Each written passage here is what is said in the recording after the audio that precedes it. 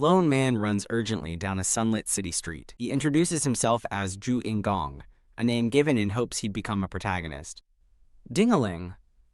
Entering a shop, Zhu Ingong is enthusiastically greeted by a blonde-haired clerk and another man. Zhu Ingong asks for the game, and the clerk confirms with a smile that he's saved a copy for him. He holds up the remake, Night Saga Ari. A vibrant in-game scene shows a party of adventurers celebrating a victory. Players can choose the human hero, Locke, a knight with bright blue eyes. Or they can play as the Demon King's eldest son, Zephyr Ragnaros. The red-haired demon prince, Zephyr, glares with piercing yellow eyes. Back in his room, Zhu Ingong recalls mastering the game, having beaten it more than 10 times. He notes that this is the first release of the game in VR. Whoosh! Zhu Ingong bursts into his room, eager to begin playing. He sits in his high-tech chair, putting on the VR helmet. With arms crossed, he confidently prepares to dive in. He decides on an easy 8-hour session and logs into the game world. Disoriented, he wonders what's happening as light fills his vision. Waking in a lavish bed, he confirms he's in the game, noting this is a proper start. He looks down in shock at his new body, a white-haired, red-eyed boy. A voice from outside asks if he's still sleeping. An orc rips open the curtain, demanding he come out. The white-haired boy exclaims the graphics are insane, but the orc is confused by the word. He marvels that he can converse with the characters, a feature he didn't see advertised. He asks for the orc's name, and the orc irritably introduces himself as Karak. Karak urges Prince Shutra to hurry, saying everyone is waiting for him. The boy, now identified as Shutra, realizes he's the Demon King's 9th son, forced into a character he didn't choose. He gestures to summon his status window. A screen appears, confirming he is Shutra Ignis, level 1. Shutra is dismayed by his pathetically low stats, worse than even a basic NPC's. Checking his skills, he's puzzled by what he finds. He wonders about his 2 unique skills, Conquest and Protagonist Setting Adjustment. Hearing Karak call again, Shutra quickly agrees to come out. He stares, momentarily stunned by what he sees. An entire army of orcs stands assembled before him. Shutra asks Karak about the warlike atmosphere, but Karak dismisses his question and tells him to get moving. Karak declares their mission to eliminate the Scarlet Lightning bastards, shocking Shutra. Whoa! As a horn blows, Shutra panics about being thrown into battle without a tutorial. The enemy is revealed, a fearsome, red-skinned orc chieftain. Shutra realizes he's been tasked with resolving an orc uprising alongside 2 other royals. He questions why they're only taking 10 people to a war, but Kark clarifies it's just a patrol as he was told yesterday. Karak questions Shutra's strange behavior, but Shutra remains silent. Shutra gestures, activating an in-game feature. A minimap appears, which he decides to keep active for convenience. He spots a hidden path on the map, suspecting it might be a special event. Karak, studying a paper map, complains their current route will take forever. Shutra confidently tells a confused Karak to follow him, claiming he knows a faster way. The small orc patrol follows Shutra's lead into the dense forest. They navigate cautiously through the dark woods. The orcs struggle to scale a steep, treacherous cliffside. Sweating but determined, Shutra pushes forward. They finally arrive at a massive ancient stone gate hidden deep within the forest. The massive stone gate stands before them. Karak asks if Shutra is a mage for finding the path, but he dismisses it. Huffing, Shutra laments how physically unfit his level 1 body is. As an orc steps forward to check the doors, a golden light envelops a startled Shutra. He stares in wide-eyed shock at the sudden burst of energy. A system window announces that he has leveled up. He's astonished, wondering how he could have leveled up just from walking. His stats have all increased, and he has 2 extra skill points, which he finds insane. He processes this new, game-changing information. Urged on by Karak, Shutra agrees to follow the orcs through the gate. He pauses, thinking about something more important he's just realized. He recalls his unique skill, Protagonist Setting Adjustment. Its purpose is simple. The protagonist has plot armor. They enter a vast, dark cave system. Shutra suggests dwarves dug the cave. Karak confirms dwarves used to exist in the demonic realm, but are now gone. Huh?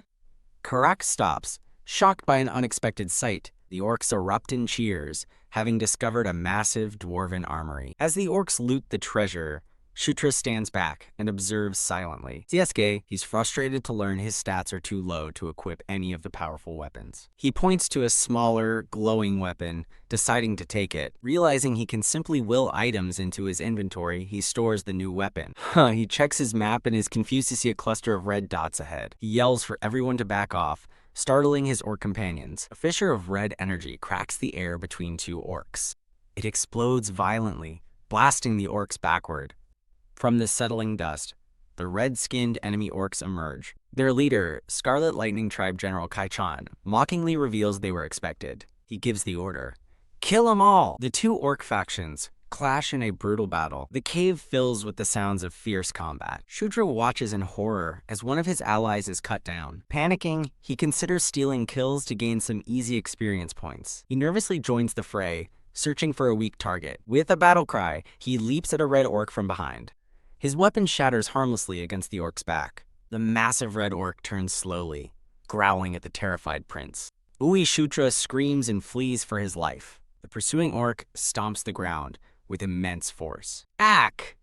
Shutra is thrown from his feet by the shockwave. Hick! A notification shows his HP has dropped to 1, and he screams in terror. The red orc roars as it moves in for the final blow. Shutra squeezes his eyes shut, bracing for the impact. But Karak suddenly leaps in front of him, blocking the attack. "Move, Prince!" Karak yells, urging him to get to safety. Shutra watches, stunned, as Karak single-handedly holds off the powerful enemy. He stares at his trembling hands, trying to remind himself that this is just a game. Overwhelmed by the lifelike terror of the battle, he pulls up his menu to quit, only to be confronted again by his useless stats and lack of skills. He looks around frantically, confused. His eyes scan the menu options, but he realizes with dawning horror there is no option to end the game. Sitting defeated amidst the raging battle, he confronts the terrifying possibility. He's trapped. From Shutra's perspective, he watches the red-skinned orc chieftain, Kai-chan, effortlessly fighting his green-skinned allies. Wreathed in pink energy, the horned, red-skinned chieftain prepares a powerful spell. He swings his glowing staff downward with immense force. The magical blast sends Shutra flying backward through the air. Panicking mid-flight, Shutra grits his teeth, refusing to die. A violent, shattering force strikes him directly in the chest. The impact explodes against him, signifying a fatal blow. Gasping, Shutra struggles for breath as his vision fades. Through his fading consciousness, he sees the red chieftain running toward him. The chieftain roars, preparing to finish him off. Shutra suddenly finds himself in a dark void, confused about where he is after being attacked by the orcs. A horrifying thought crosses his mind. Is he dead? A brilliant golden light suddenly appears before him, and he wonders what it is. A voice declares him the fated existence of this place. A beautiful, blonde-haired woman with long ears descends from the light, reaching out to him. Shutra stares in utter bewilderment. He turns, enveloped in the warm, ethereal glow. The scene flashes back to the chaotic cave battle. The red orcs are shown overwhelming and slaughtering their green-skinned rivals. General Kai-chan steps forward, flanked by his crimson warriors. He smugly mocks the small patrol, questioning if they are ignorant or simply stupid. With a dismissive glare, he gives the order to kill them all. A stunned Karak watches, wondering if the prince just experienced an awakening. Surrounded by a golden aura, Shutra stands defiantly, prompting Karak to ask how he is still there. Ding! A system window appears, announcing he has acquired telekinesis level 1, much to his confusion. He questions how he could have learned such a skill while looking at a mysterious golden interface. His eyes widen in sudden, shocked realization. Kai-chan furiously points, ordering his men to kill the prince immediately. The green orcs rally to their prince's side, vowing he will not be harmed. Karak and another warrior stand as a bulwark before Shutra, ready to defend him. Shutra glances at his broken dagger, then back at the golden interface. The screen reveals his new subclass, Knight of Conquest, a class he's never heard of. As golden energy flows from his dagger, he wonders why this is happening. He thinks that it feels strangely familiar, as if forgotten spells are returning to him. His red eyes burn with newfound resolve. Leaping into the air, he shouts, under the king's banner, releasing a wave of golden power over his orc allies. Woo! One of the green orcs roars, feeling his strength overflowing. Empowered, The green orcs charge forward to sweep them all up. A now glowing green orc delivers a devastating punch to a red one. The empowered orcs easily tear through the enemy ranks. The tide of battle turns as the buffed green orcs decimate their foes. The enemy general stares in shock, demanding to know how they suddenly got stronger. Kai-chan grits his teeth, calling the sudden turn of events absurd. He scans the battlefield, trying to pinpoint the source of the power. His eyes lock onto Shutra, realizing the boy is the cause. Kai-chan unleashes a powerful magical attack, demanding the bastard stop at once. Shutra stands his ground, his gaze firm and unwavering. Karak intercepts the blast, taking the full force of the attack to protect his prince. Shutra stands calmly beside the steadfast Karak.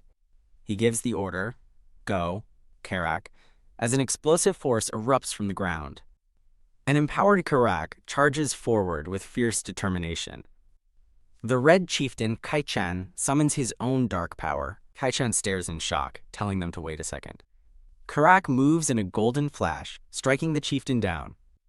Pang. The impact sends Kai-chan crashing to the cave floor. Whoa! As the enemy flees, Shutra orders his orcs to let none escape. The general's merits are for his king.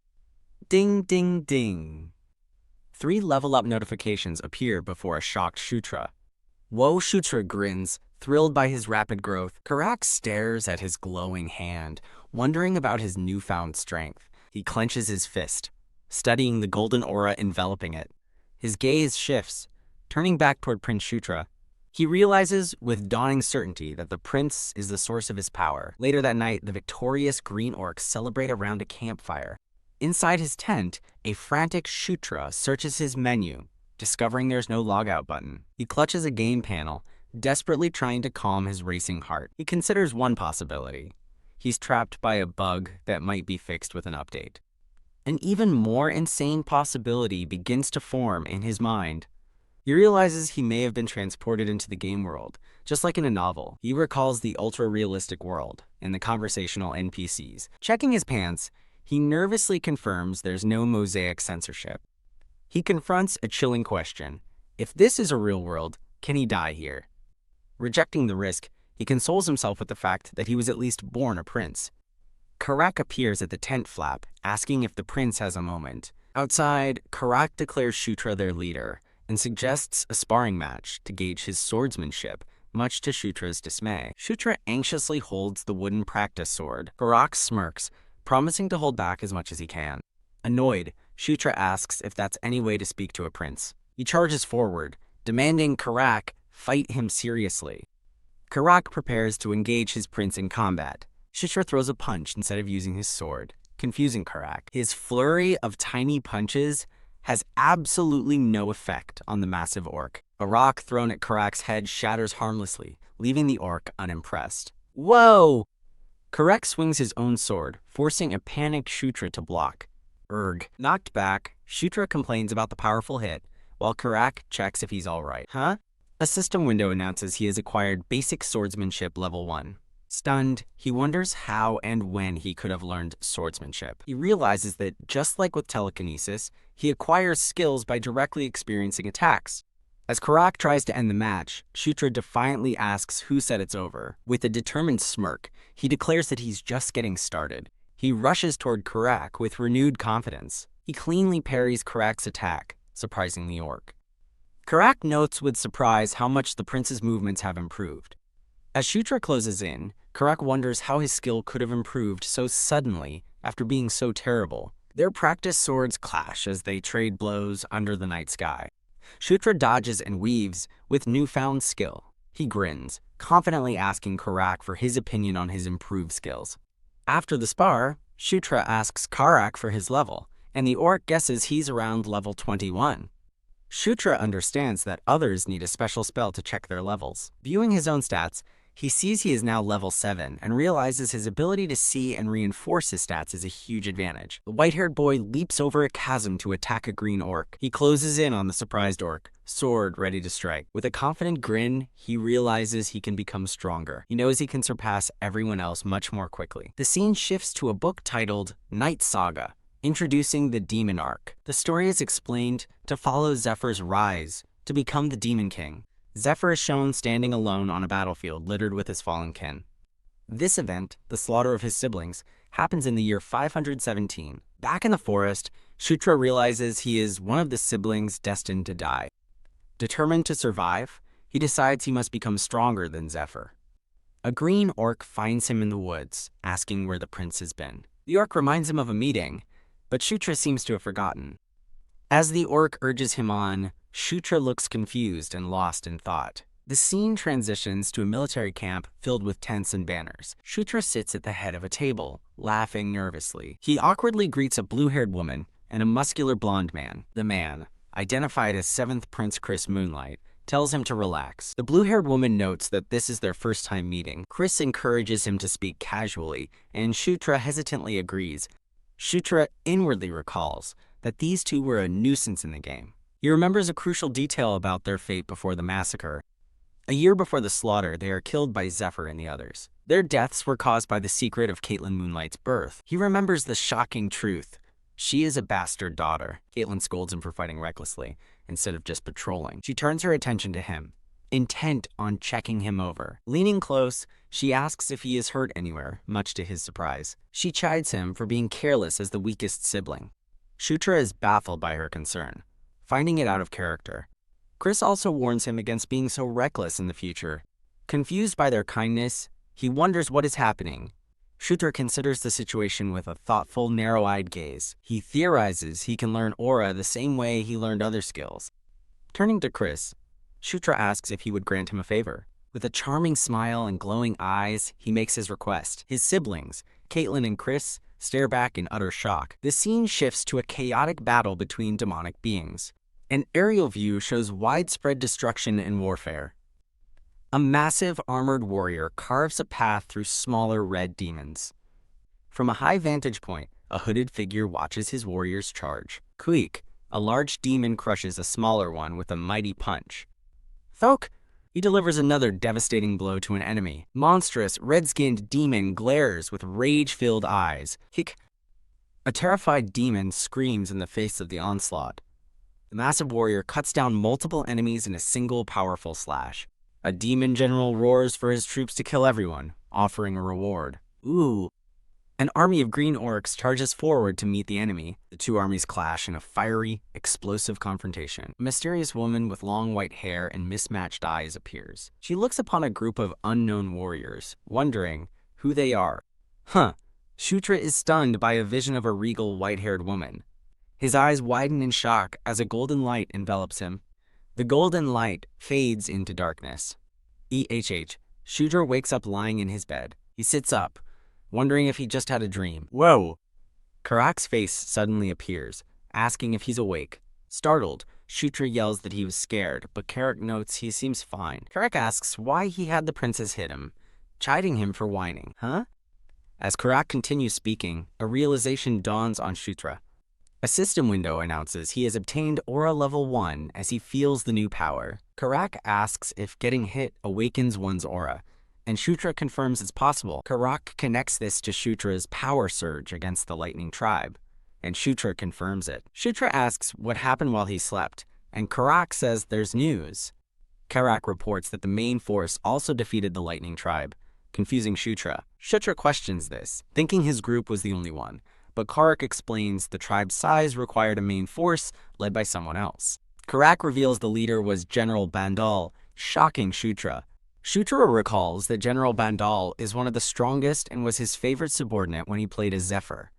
A cunning look crosses his face as he realizes this is his chance. He remembers that Bandal only joined Zephyr in the year 515, so he's currently a free agent. With a wicked grin, he decides to recruit Bandal for himself first. He recalls knowing all of Bandal's weaknesses, preferences, and talents from the game. The most crucial detail is revealed. To recruit Bandal, one must defeat him in a duel.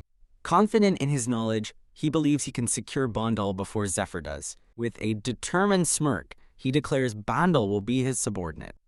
A new chapter begins with a cry of shock. Back with his siblings, Chris exclaims in disbelief that Shutra mastered aura expulsion in a single day. Shutra smugly explains it was easy since he invested all his points into aura. He thinks that aura, improving all physical abilities, is far better than telekinesis. Chris finds it impossible and wonders if it's because Shutra is a Gandharva. Chris then asks Shutra if he can also create an underground map.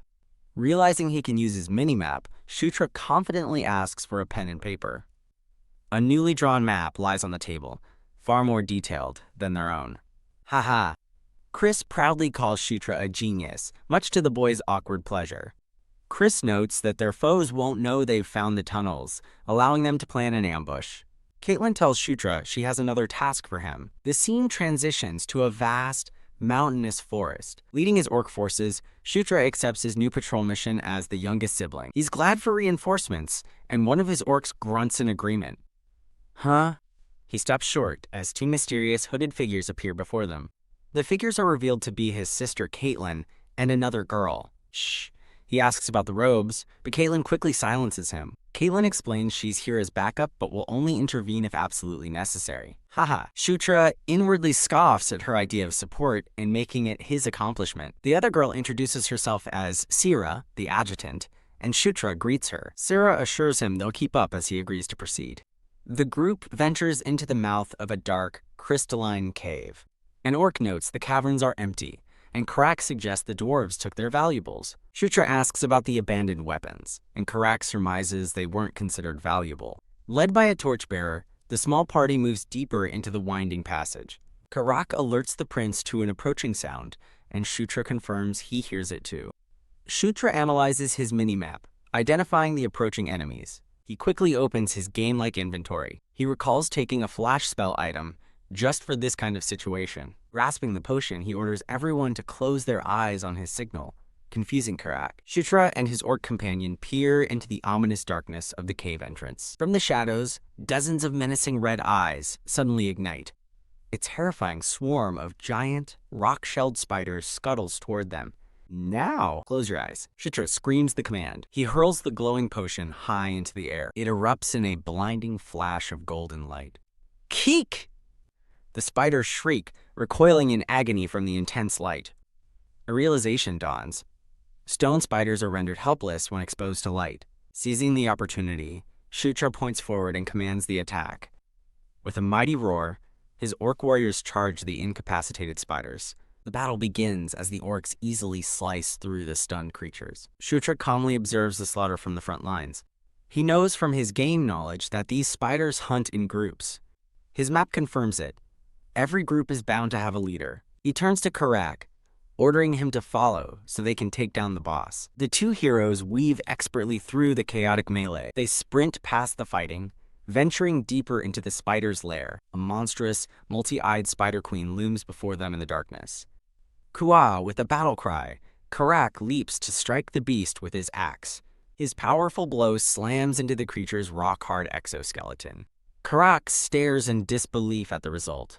His axe merely chipped the surface as he shouts about its incredible toughness. Shutra curses, remembering that the axe is useless against its tough exterior. He knows its weakness is fire, but realizes he can't use fire magic yet as the monster growls. The Spider Queen fixes its gaze on a startled Karak. It lunges forward to attack the vulnerable orc. Shutra desperately tells Karak to use fire, but the orc yells back, asking where he'd get it. A woman's voice suddenly instructs Shutra to raise his sword. He lifts his blade, which erupts in a brilliant, fiery aura. Shocked, Shutra looks back and questions if it's magic. His sister Caitlin stands ready, her magic shield glowing, asking if her support is enough. The massive spider swipes at Shutra with its powerful claw. He prepares to meet the attack with his newly enchanted blade. His eyes gleam with fiery determination as he focuses his power. His flaming sword clashes against the monster's claw, repelling the blow. He spins through the air, delivering a powerful flaming slash. He unleashes his ultimate skill, Burning Blade. An inferno engulfs the area as he swings his sword. The Spider Queen is consumed by the magical flames. Shutra stands victorious, his fiery sword illuminating the cavern.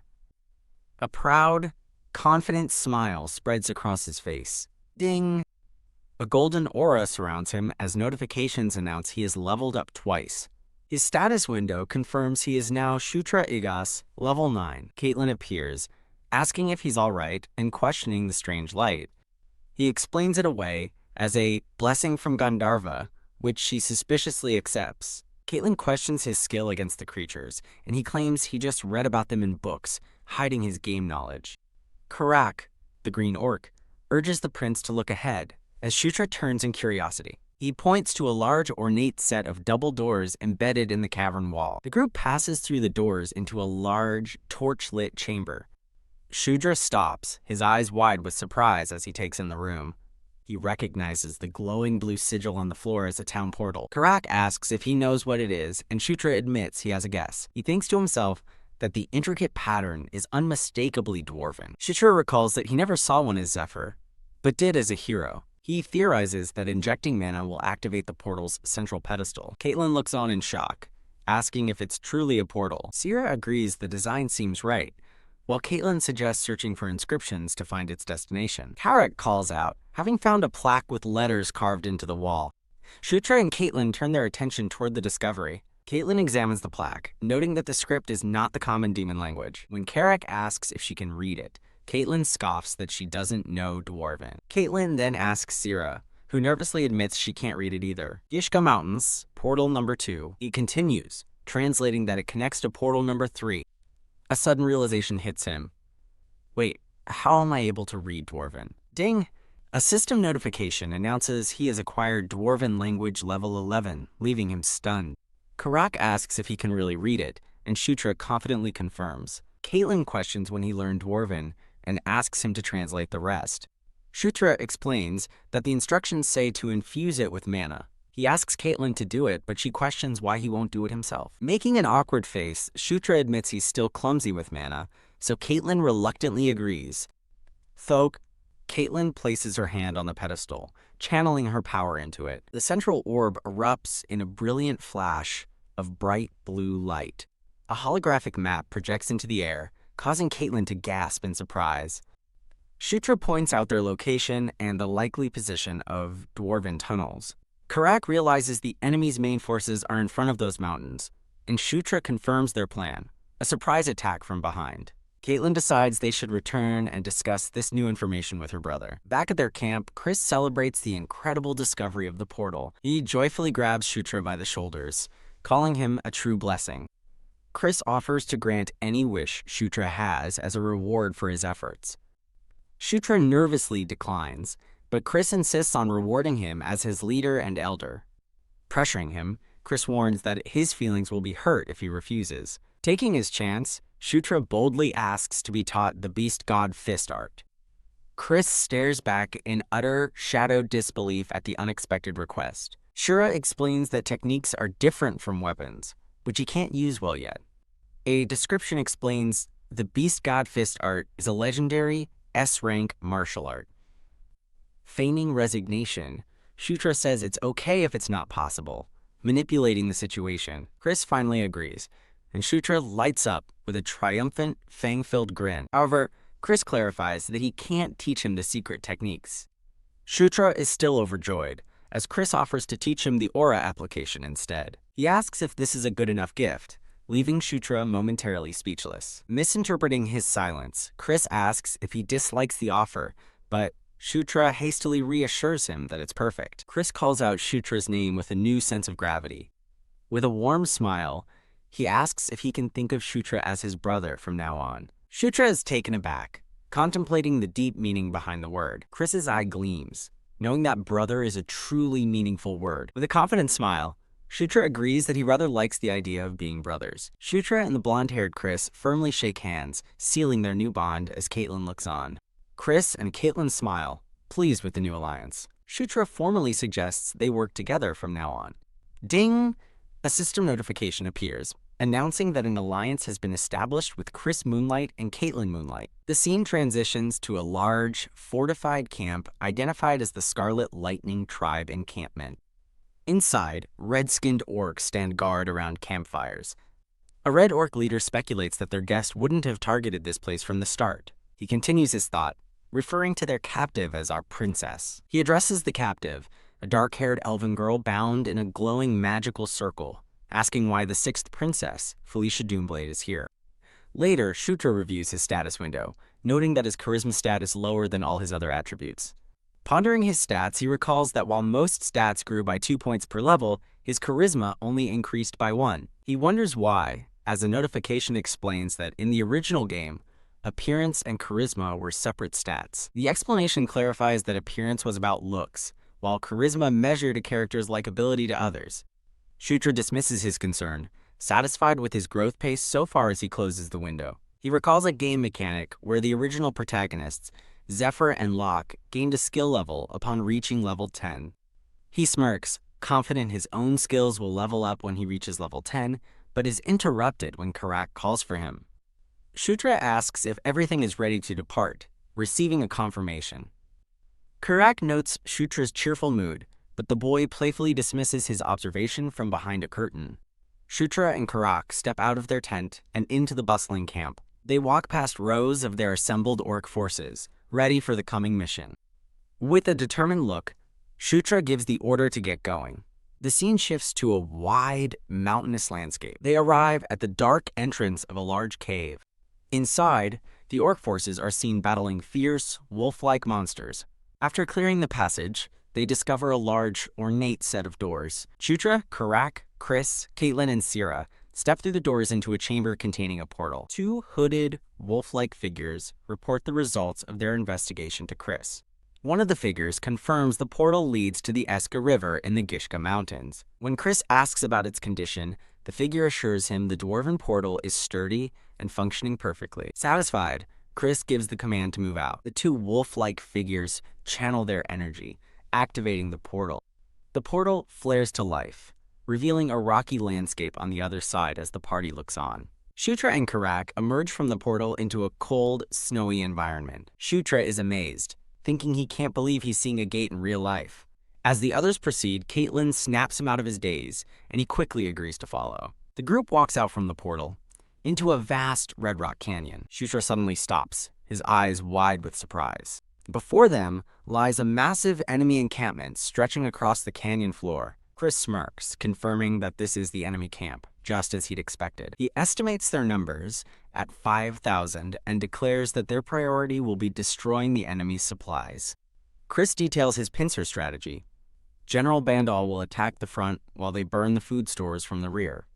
However, he pauses, sensing that something seems strange about the scene.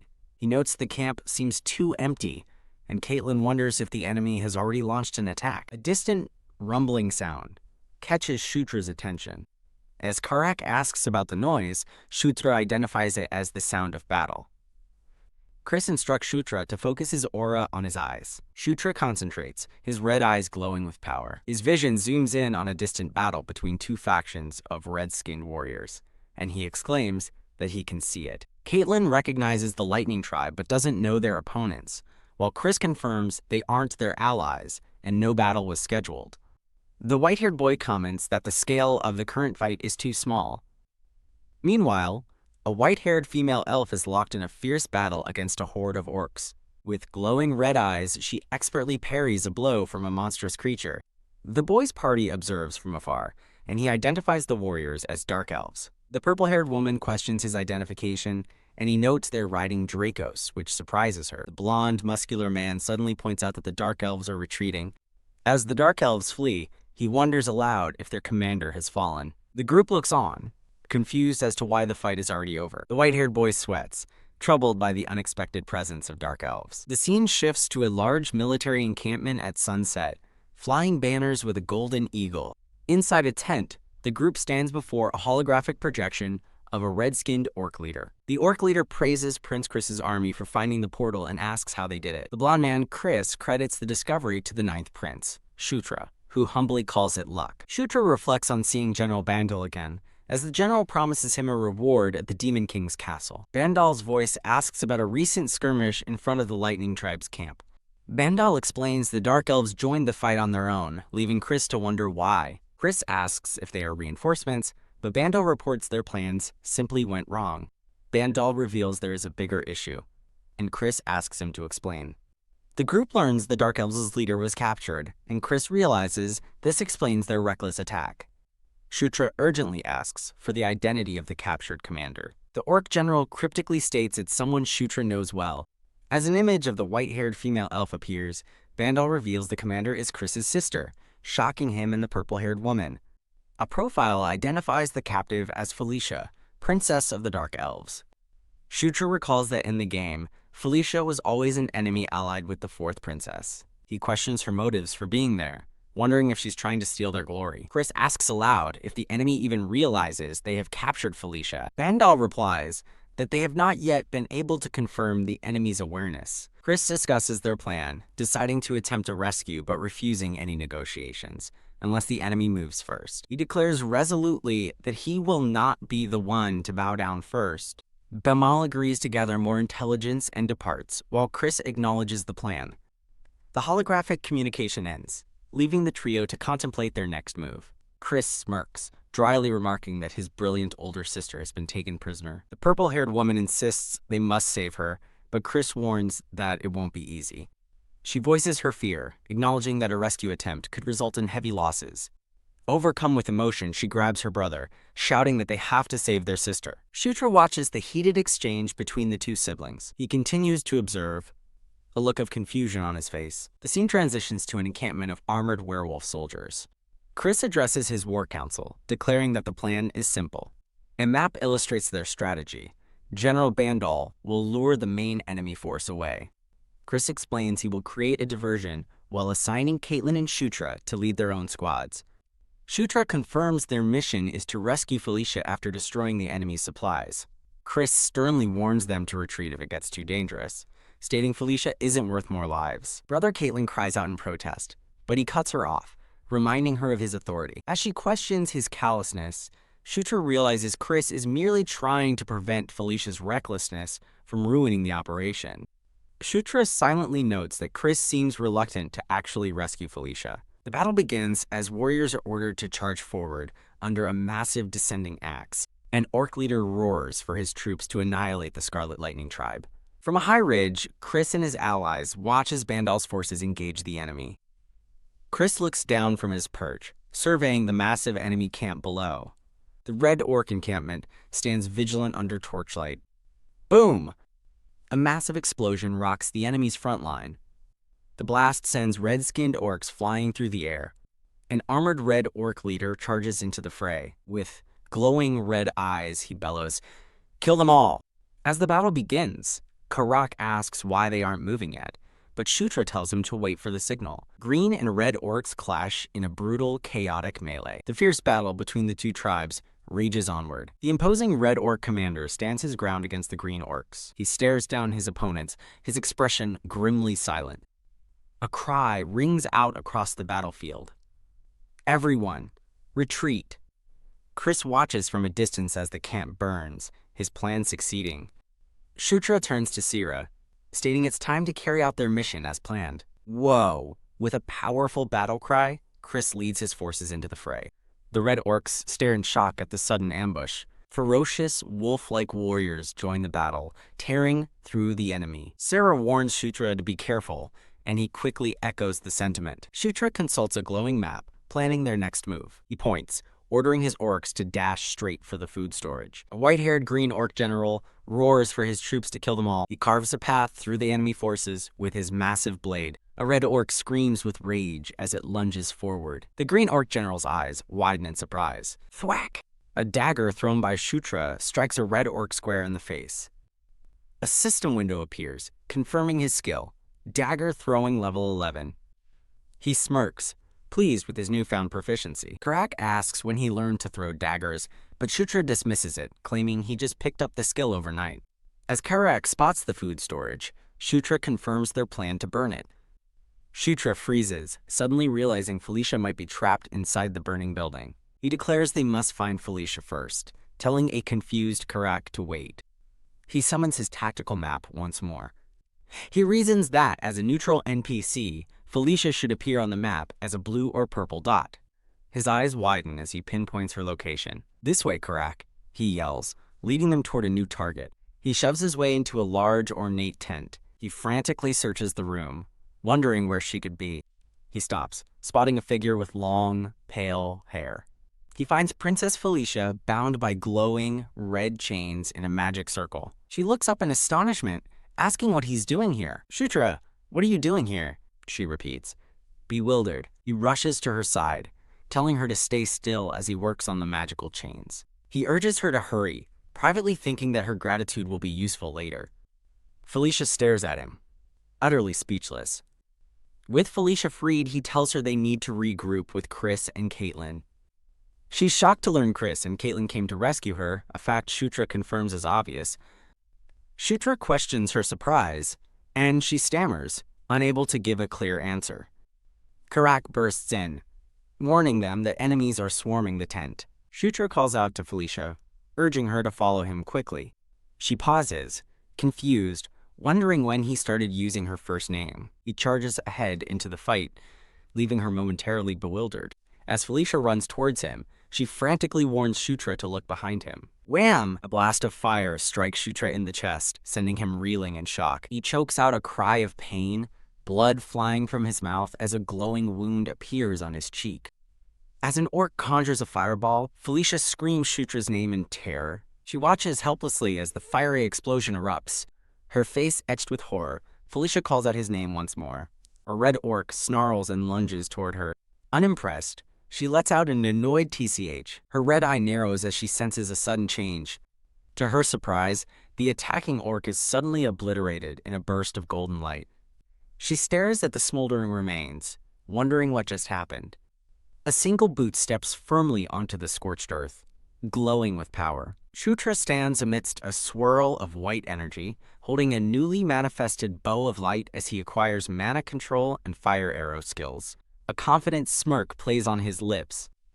Whoosh! He unleashes an arrow, creating a massive, fiery explosion in the enemy camp. He flashes a triumphant, toothy grin, pleased with his new power. With focused intensity, he unleashes a volley of flaming arrows into the fray.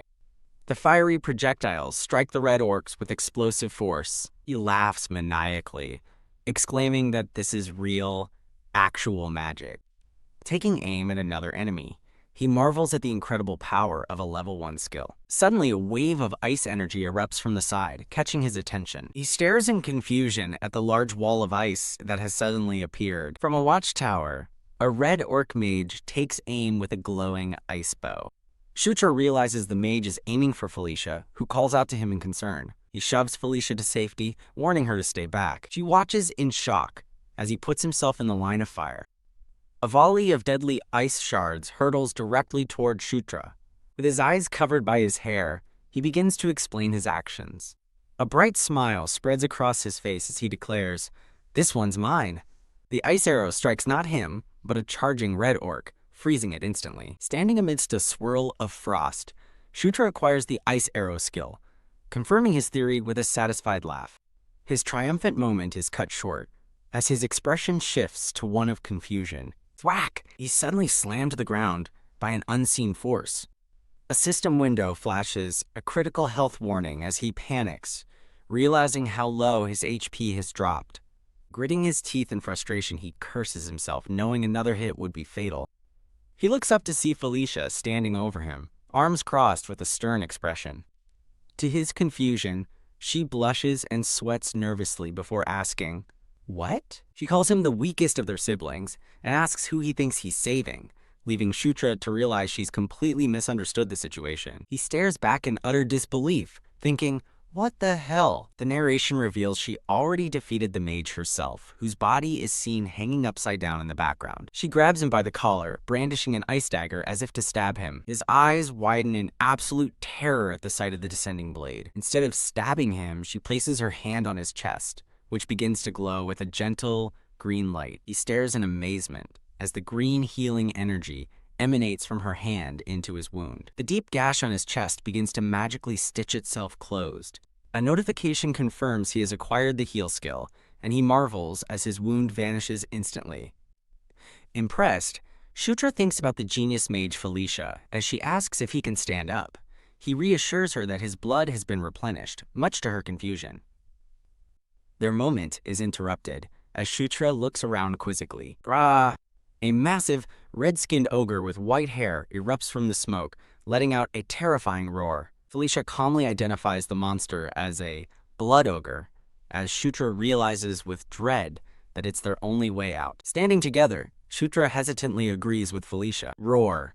The massive blood ogre looms over them, and Shutra screams in terror. Shutra panics, wondering how they're supposed to fight the monstrous creature. Wham! The ogre smashes the ground, sending everyone flying.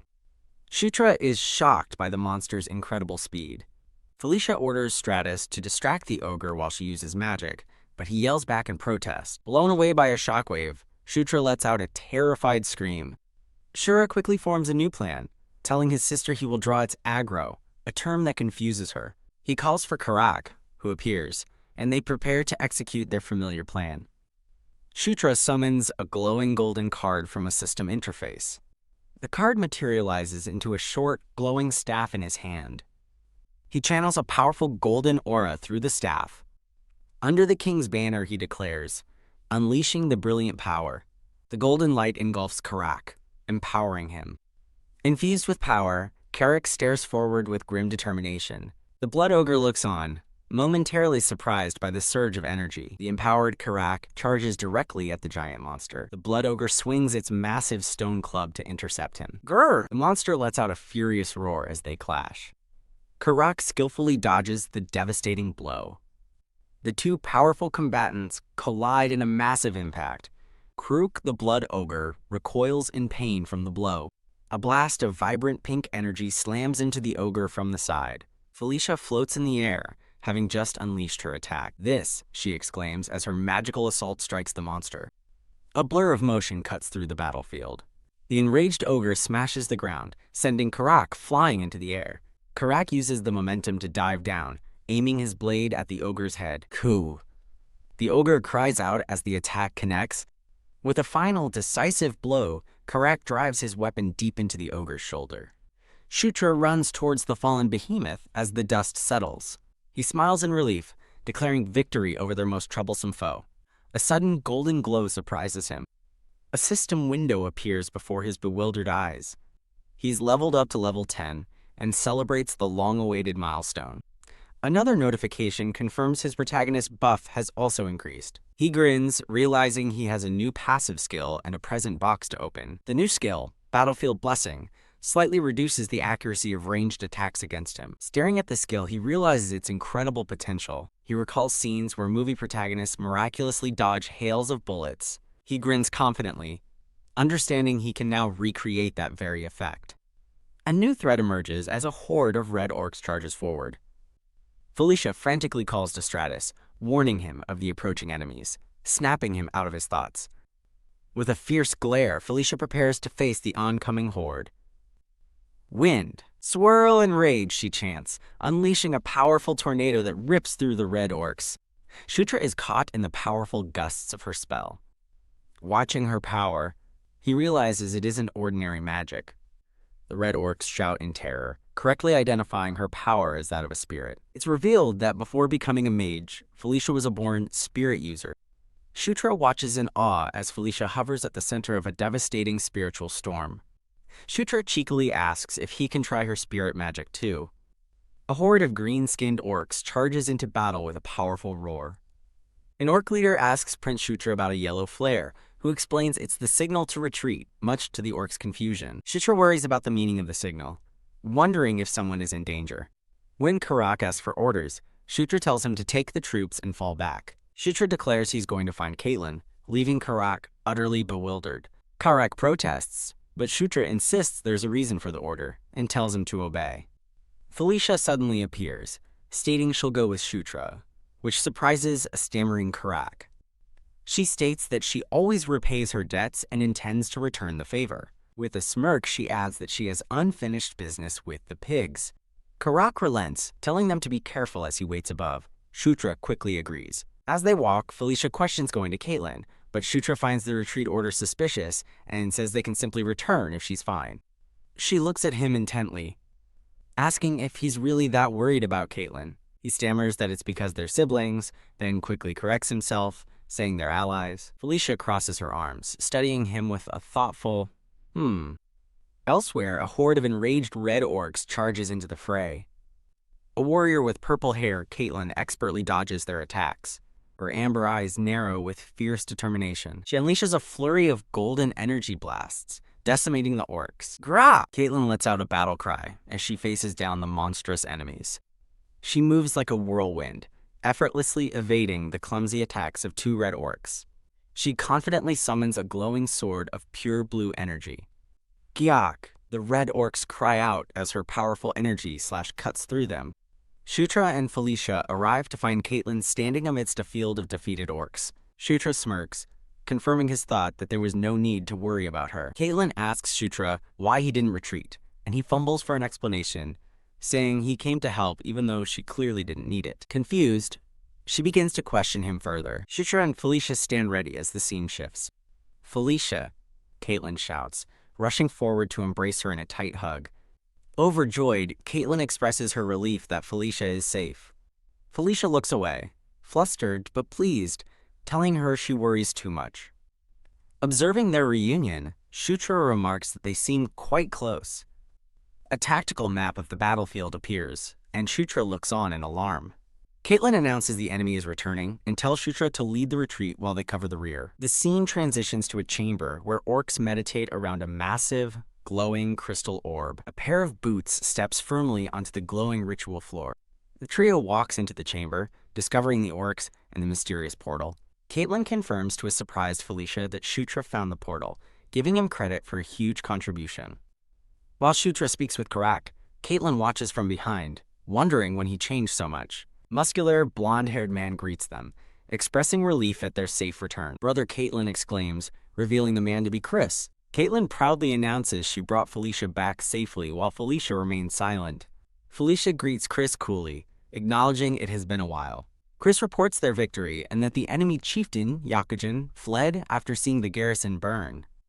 Shutra asks who Yakujin is, and Caitlyn explains he's the chieftain of the Red Thunder tribe. Chris clarifies that Yakujin didn't surrender, but simply ran off, warning he could regroup his forces. He declares their next move, striking Kairam's forces tomorrow to prevent them from joining Yakujin. Chris turns his attention to Felicia, demanding to know how she ended up there. She explains she was researching ruins, heard of the battle, and was abducted while trying to help. Chris stares at her intensely, questioning if her story is the truth. Felicia stares coolly at Chris, asking if he thinks she's lying. Dismissing her, Chris says she must be exhausted and decides to call it a day. As Chris orders everyone to rest, Felicia quietly thanks her brother for his hard work.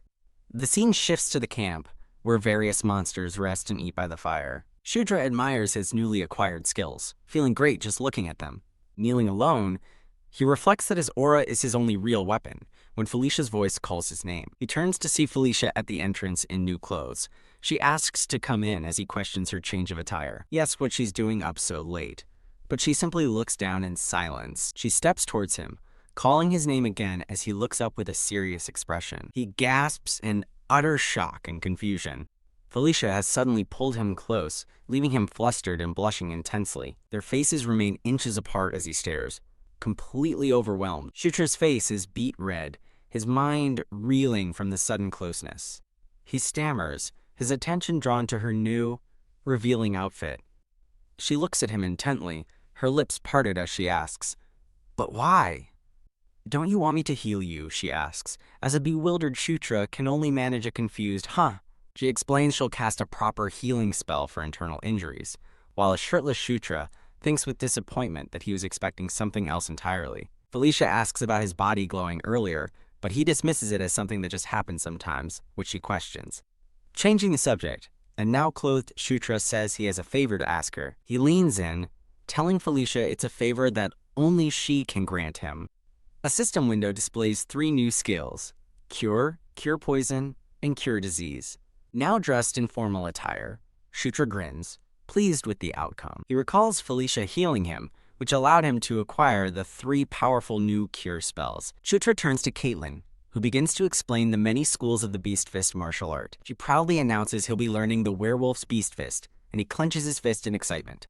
A title card introduces the Beast Fist, a martial art representing the lycanthropes, or werewolves. He realizes Caitlyn must be teaching him this specific style because it's the foundation for the legendary Beast God Fist.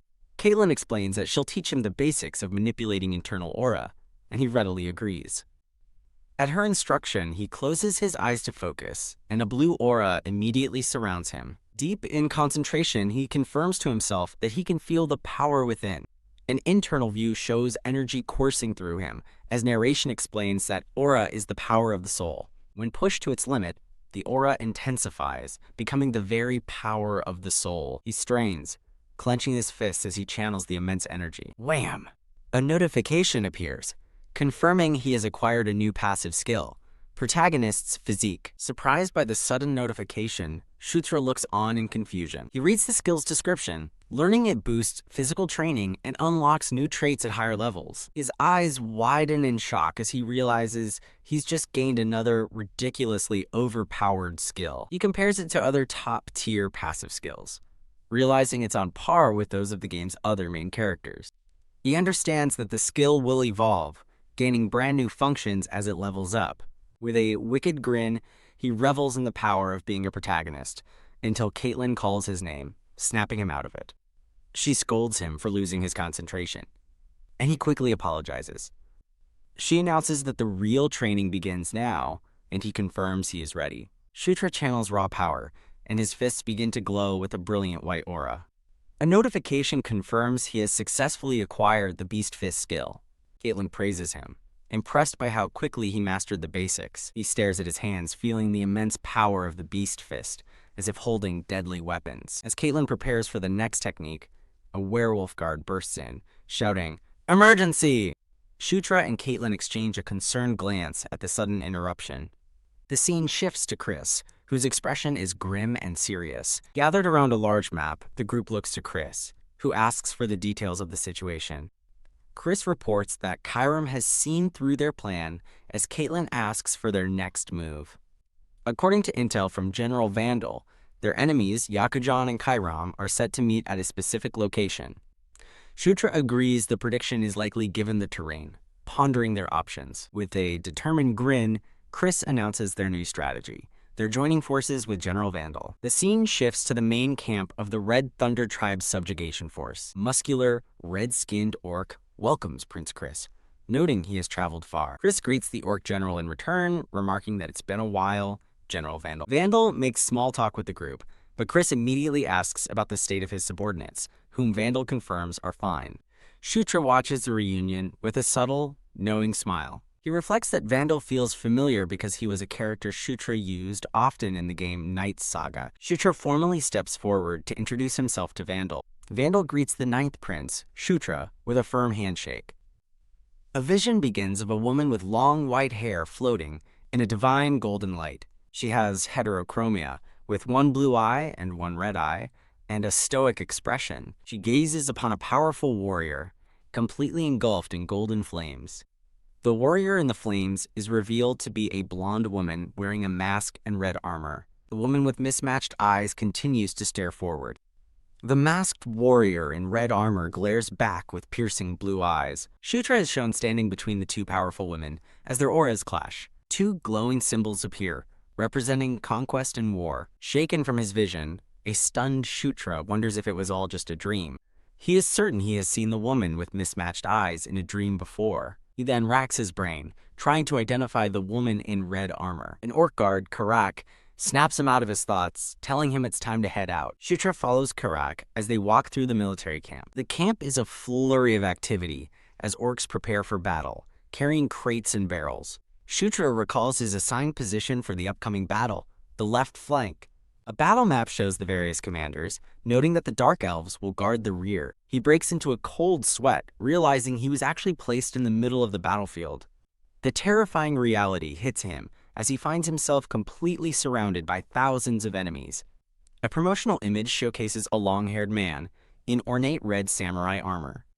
The scene again emphasizes the overwhelming odds as Shutra is lost in a sea of enemy soldiers.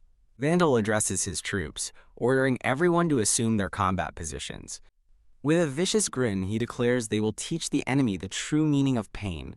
Wah! Vandal lets out a battle cry and orders all forces to advance. Hordes of red and green-skinned warriors charge into the fray. Pow! A sudden explosion tears through the enemy's front lines. Vandal pauses mid-charge, alerted by the unexpected detonation. A massive, dark beast with glowing red eyes and huge tusks looms over the battlefield. Vandal stares in utter shock, identifying the monster as a swamp mammoth. Boom! A series of powerful explosions rocks the battlefield. The explosions spread, engulfing the entire army in a fiery blast. The devastating chain reaction continues, decimating the troops. Shutra stands with his guards, watching the chaos unfold. With dawning horror, he realizes they've been completely duped. The monstrous swamp mammoths charge relentlessly through the fiery explosions. A description panel appears for the swamp mammoth, noting its size is incomparable to a normal one. It is described as a genuine monster as its massive red-eyed head glares down at a terrified Shutra. A giant reptilian foot with sharp claws slams into the ground. A new enemy force appears, powerful lizardmen wielding glowing red swords. Wah! As orcs roar in the background, a startled Shutra looks on in shock. The situation worsens as a horde of vicious lizardmen joins the fray. Kra, a massive lizardman, lunges directly at a stunned Shutra. Bam! The lizardman is sent flying by a powerful, unseen blow. The orc guard Carrick shouts at Shutra to snap out of it, warning that one wrong move means death. Shaken back to reality, Shutra agrees with Karak, realizing this is no game. Elsewhere on the battlefield, Chris unleashes his fury on the enemy troops. Realizing they were toyed with, Chris seethes with anger as Caitlin calls out to him. Caitlin urges Chris to retreat and wait for another opportunity, but he questions her suggestion.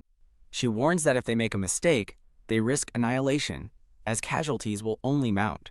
Insisting he must make a decision, she implores him to order a retreat, and he falls into grim silence.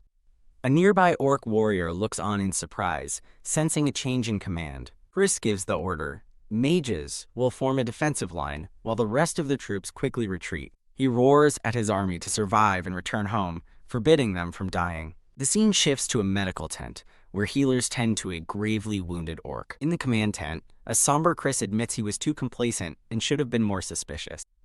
Vandal tells him to move on, stating their only options are a full withdrawal or requesting reinforcements. Agreeing, Chris declares he won't sacrifice his subordinates for a vain desire for glory. "Wait, I have an idea," Felicia says, stepping forward to interrupt the grim discussion.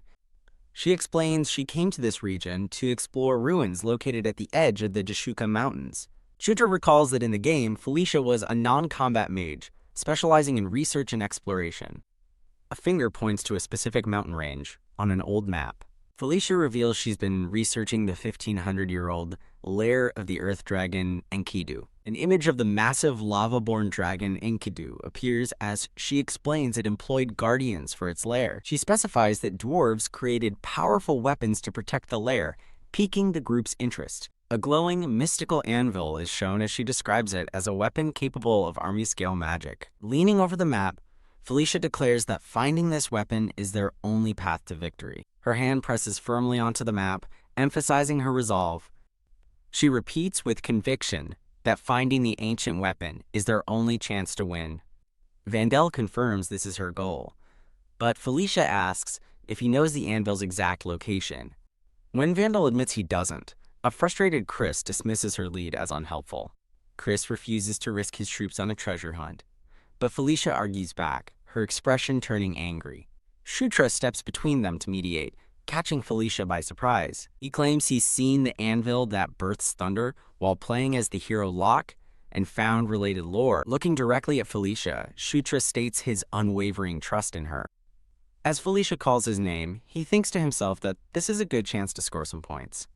Chris argues it's not about trust, but Shutra grins, annoyed by his brother's stubbornness. Pointing to the map, Shutra mentions a similar legend among the Gandharva people to support his claim. He confidently declares the ruins entrance is nearby, promising to find it and take full responsibility if he fails. Determined, Shutra decides it's time to go all in on his bluff. The group departs, riding on glowing green spiritual mounts summoned for their journey. A green-haired elf is relieved they're heading for the anvil, while Karak warns Shutra to hold on tight, though Shutra feels perfectly at ease. Riding confidently, Shutra pulls out a map tablet to guide their way. He consults his mini-map, calculating they'll reach the entrance in an hour and that it will be easy to find.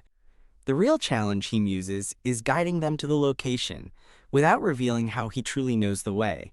He closes his eyes in deep concentration, trying to formulate a convincing plan. The team flies swiftly through the night sky, their glowing mounts cutting through the darkness.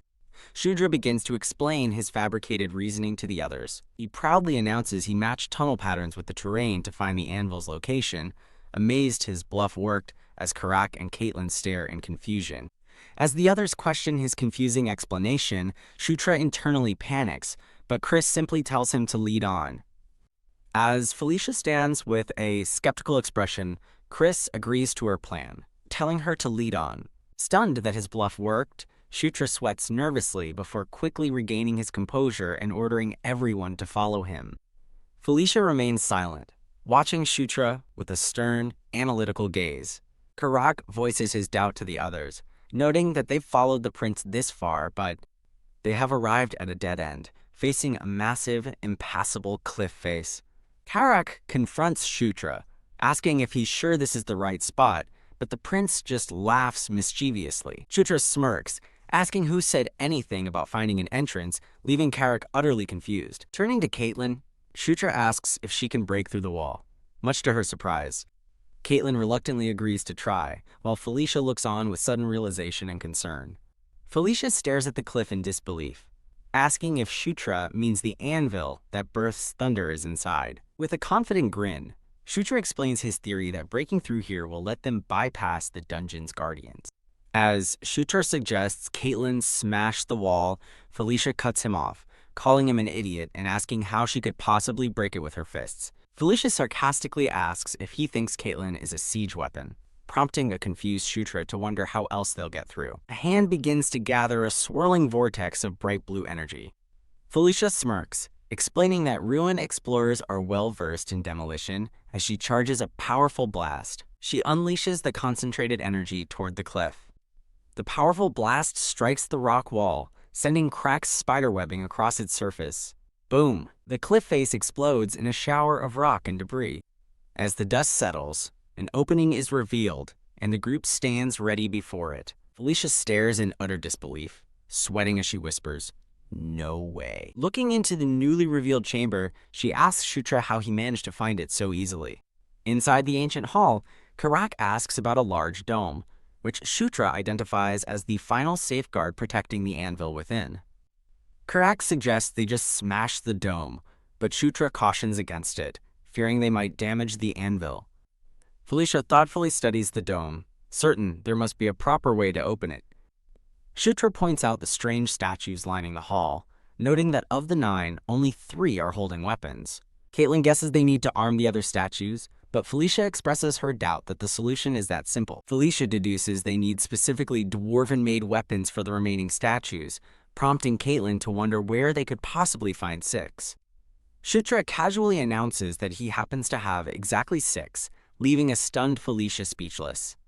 He internally celebrates his luck, glad he kept the old weapons he couldn't equip. Shutra explains he picked up spares in a previous tunnel, but Karak questions how he acquired them and fit them in his small bag. Annoyed by the orc's sharp wit, Shutra complains the weapons are heavy and asks for help, prompting Karak to call him weak and take the load himself. Karak carefully places the last of the dwarven swords into the hands of a waiting statue.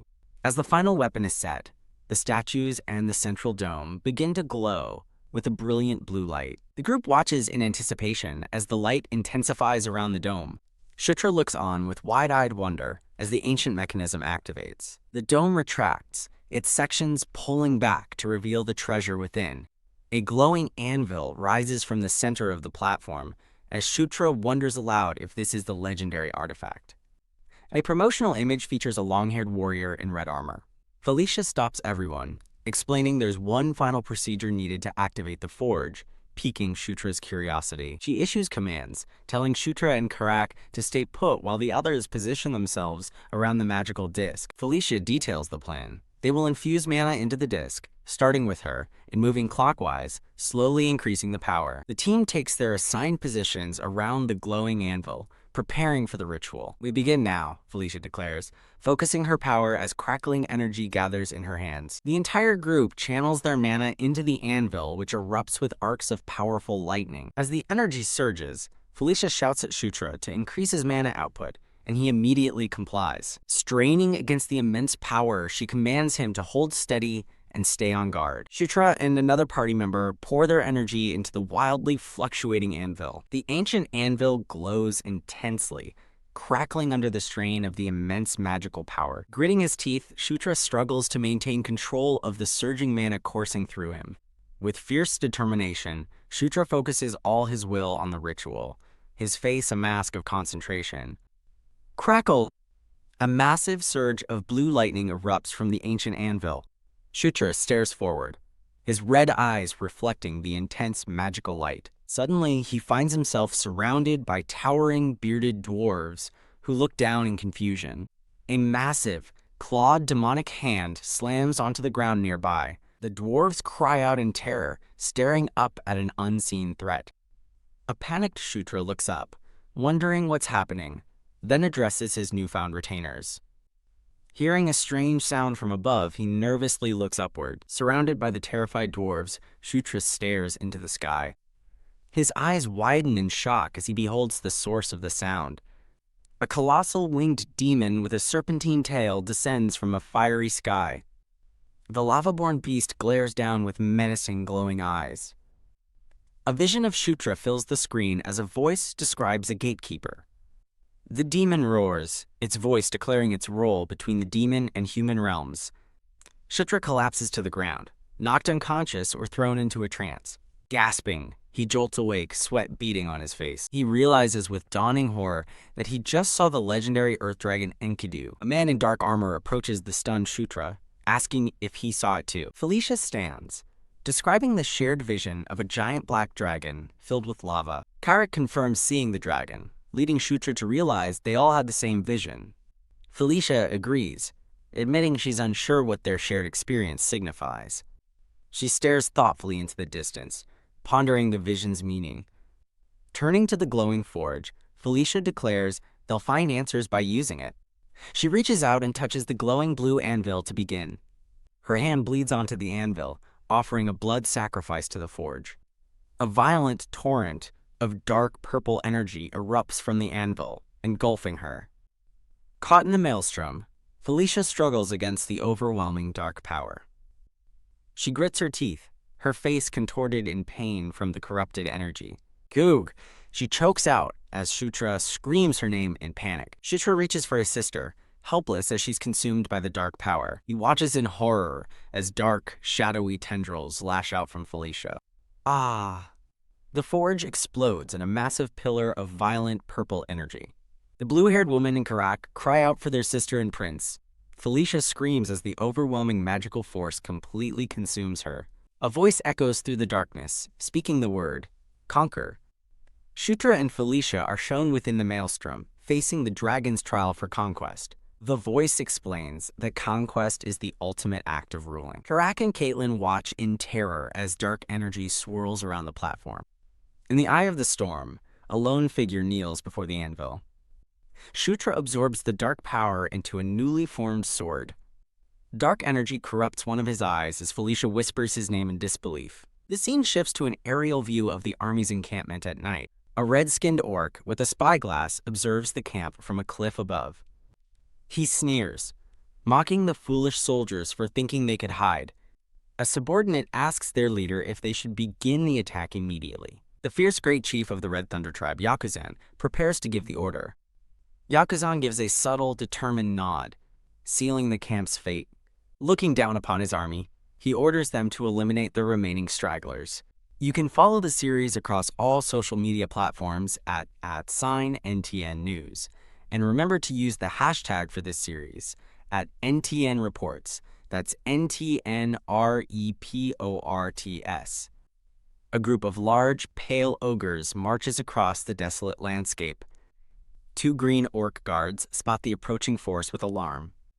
A massive fireball explodes among the enemy forces. The fiery blast sends bodies flying through the air. An orc is engulfed in the scorching explosion. A massive horde of red-skinned orcs and mammoths appears. A ferocious Red Thunder tribe charges forward with a roar.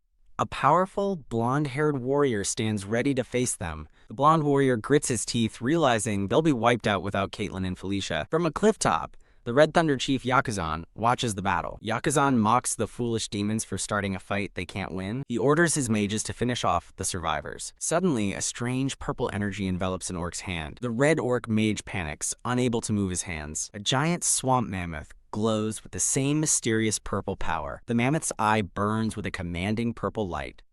Below, the Red Thunder warriors look up in sudden confusion. The glowing mammoth materializes in their midst, shocking the warriors. Even Yakuzan and his men are stunned by the sudden turn of events. The chief roars in confusion, demanding to know why the mammoth is attacking them. The blonde warrior watches as the mammoth turns on its former allies. He can only stare in stunned silence. Elsewhere, Shutra's hand grips a newly formed hammer of dark energy. Staring at the hammer, Shutra wonders if they found the anvil. He gazes at the weapon, now crackling with immense purple lightning. He struggles to comprehend the hammer's impossible power. An unseen companion identifies the weapon as the Thunder Hammer, the anvil's pair. The white-haired elf tells Shutra that it seems Enkidu has chosen him. Stunned, Shutra can only ask, "And me?" His party watches him as the white-haired elf urges him to use his new power. Shutra grips the crackling hammer with newfound determination. He understands that Enkidu's own mana is teaching him how to use it. The dark energy of the hammer begins to envelop him. The power of conquest is explained, to subjugate and dominate in order to rule. He lifts the dark hammer, ready to claim his first conquest. With a confident grin, he decides to dominate the swamp mammoth first. He unleashes a powerful wave of dominating energy. Now under his control, the swamp mammoth lets out a mighty roar. The controlled mammoths unleash a devastating fiery assault on the Red Thunder tribe. Thrown into chaos, the red orcs scream, asking why they're being attacked. The warriors look on in terror and confusion. A mammoth tramples a red orc warrior underfoot. An allied commander realizes the prince and princess must have succeeded. He rallies the allied green orcs, telling them to seize the chance and kill them all. In the ensuing chaos, a lizard-like warrior punches an allied orc. Another of the enemy's champions cuts through the allied forces. Yakuzan watches from his perch as the battle turns against him. He furiously demands to know what happened and who could be wielding such immense mana. When a subordinate suggests retreating, Yakuzan reacts with stunned fury. An explosion suddenly rocks the cliff where they stand.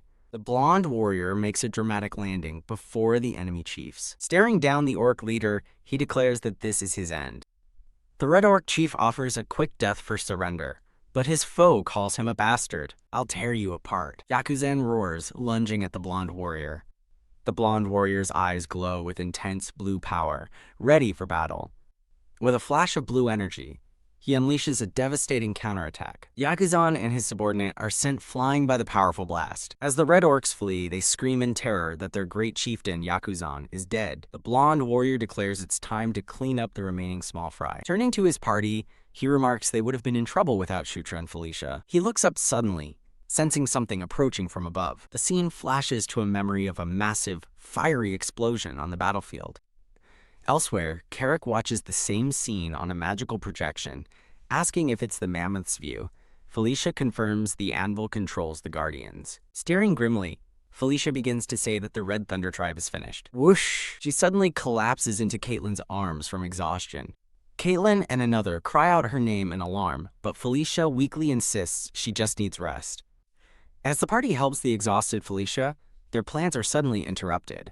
The hallway is empty as a voice calls out for the now missing Shutra. Elsewhere, Shutra catches his breath as 3 system windows announce he has leveled up. He looks at a status window, wondering if his level rose from controlling Enkidu's artifact. Shutra watches as the glowing golden window shatters into fragments before him. A skill tree appears, showing that Conquest and Under the King's Banner have both leveled up.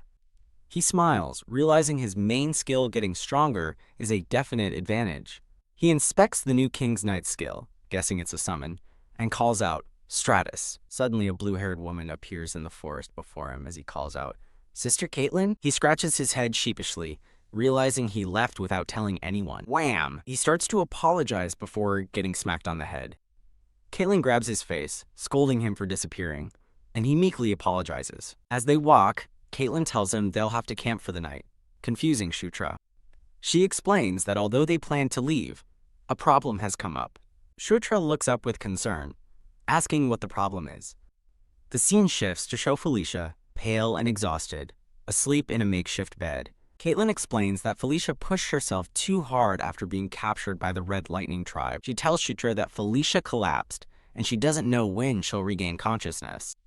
Caitlin concludes they can't summon their ride without her sister, so they must stay and wait. Shutra agrees, but can't help but worry about Felicia's condition. He feels a surge of energy, wondering if his health fully recovered because he leveled up. Realizing he's not tired at all, he wonders if he has to wait idly until morning. He notices a door, reasoning that a ruin like this must contain hidden weapons or treasures. Shutra summons the crackling, dark hammer, a new plan forming in his mind. Gripping the weapon, he ponders what's possible if he is the ruler of these ruins. A vision of the anvil appears, its power absolute but confined only to this ruin. A confident smile spreads across Shutra's face as he realizes he has a free pass. Nearby, the green orc Karak is sleeping soundly on the stone floor. A voice calls out his name twice, and Karak groggily wakes up. Shutra stands over him with a determined look, telling Karak to come with him. As they walk toward a large door, Karak expresses his worry, but Shutra reassures him that as the ruler, there's nothing to fear. Shutra pushes the door open, tempting Karak with the promise of powerful weapons inside. They find a massive, winged, griffin-like creature made of black stone lying dormant. Shutra identifies it as a powerful arc golem, much to Karak's confusion. Shutra cheekily notes they would have died if they'd entered normally, making Karak flinch. Karak eyes the golem's menacing size, insisting his reluctance is caution, not cowardice, while Shutra teases him.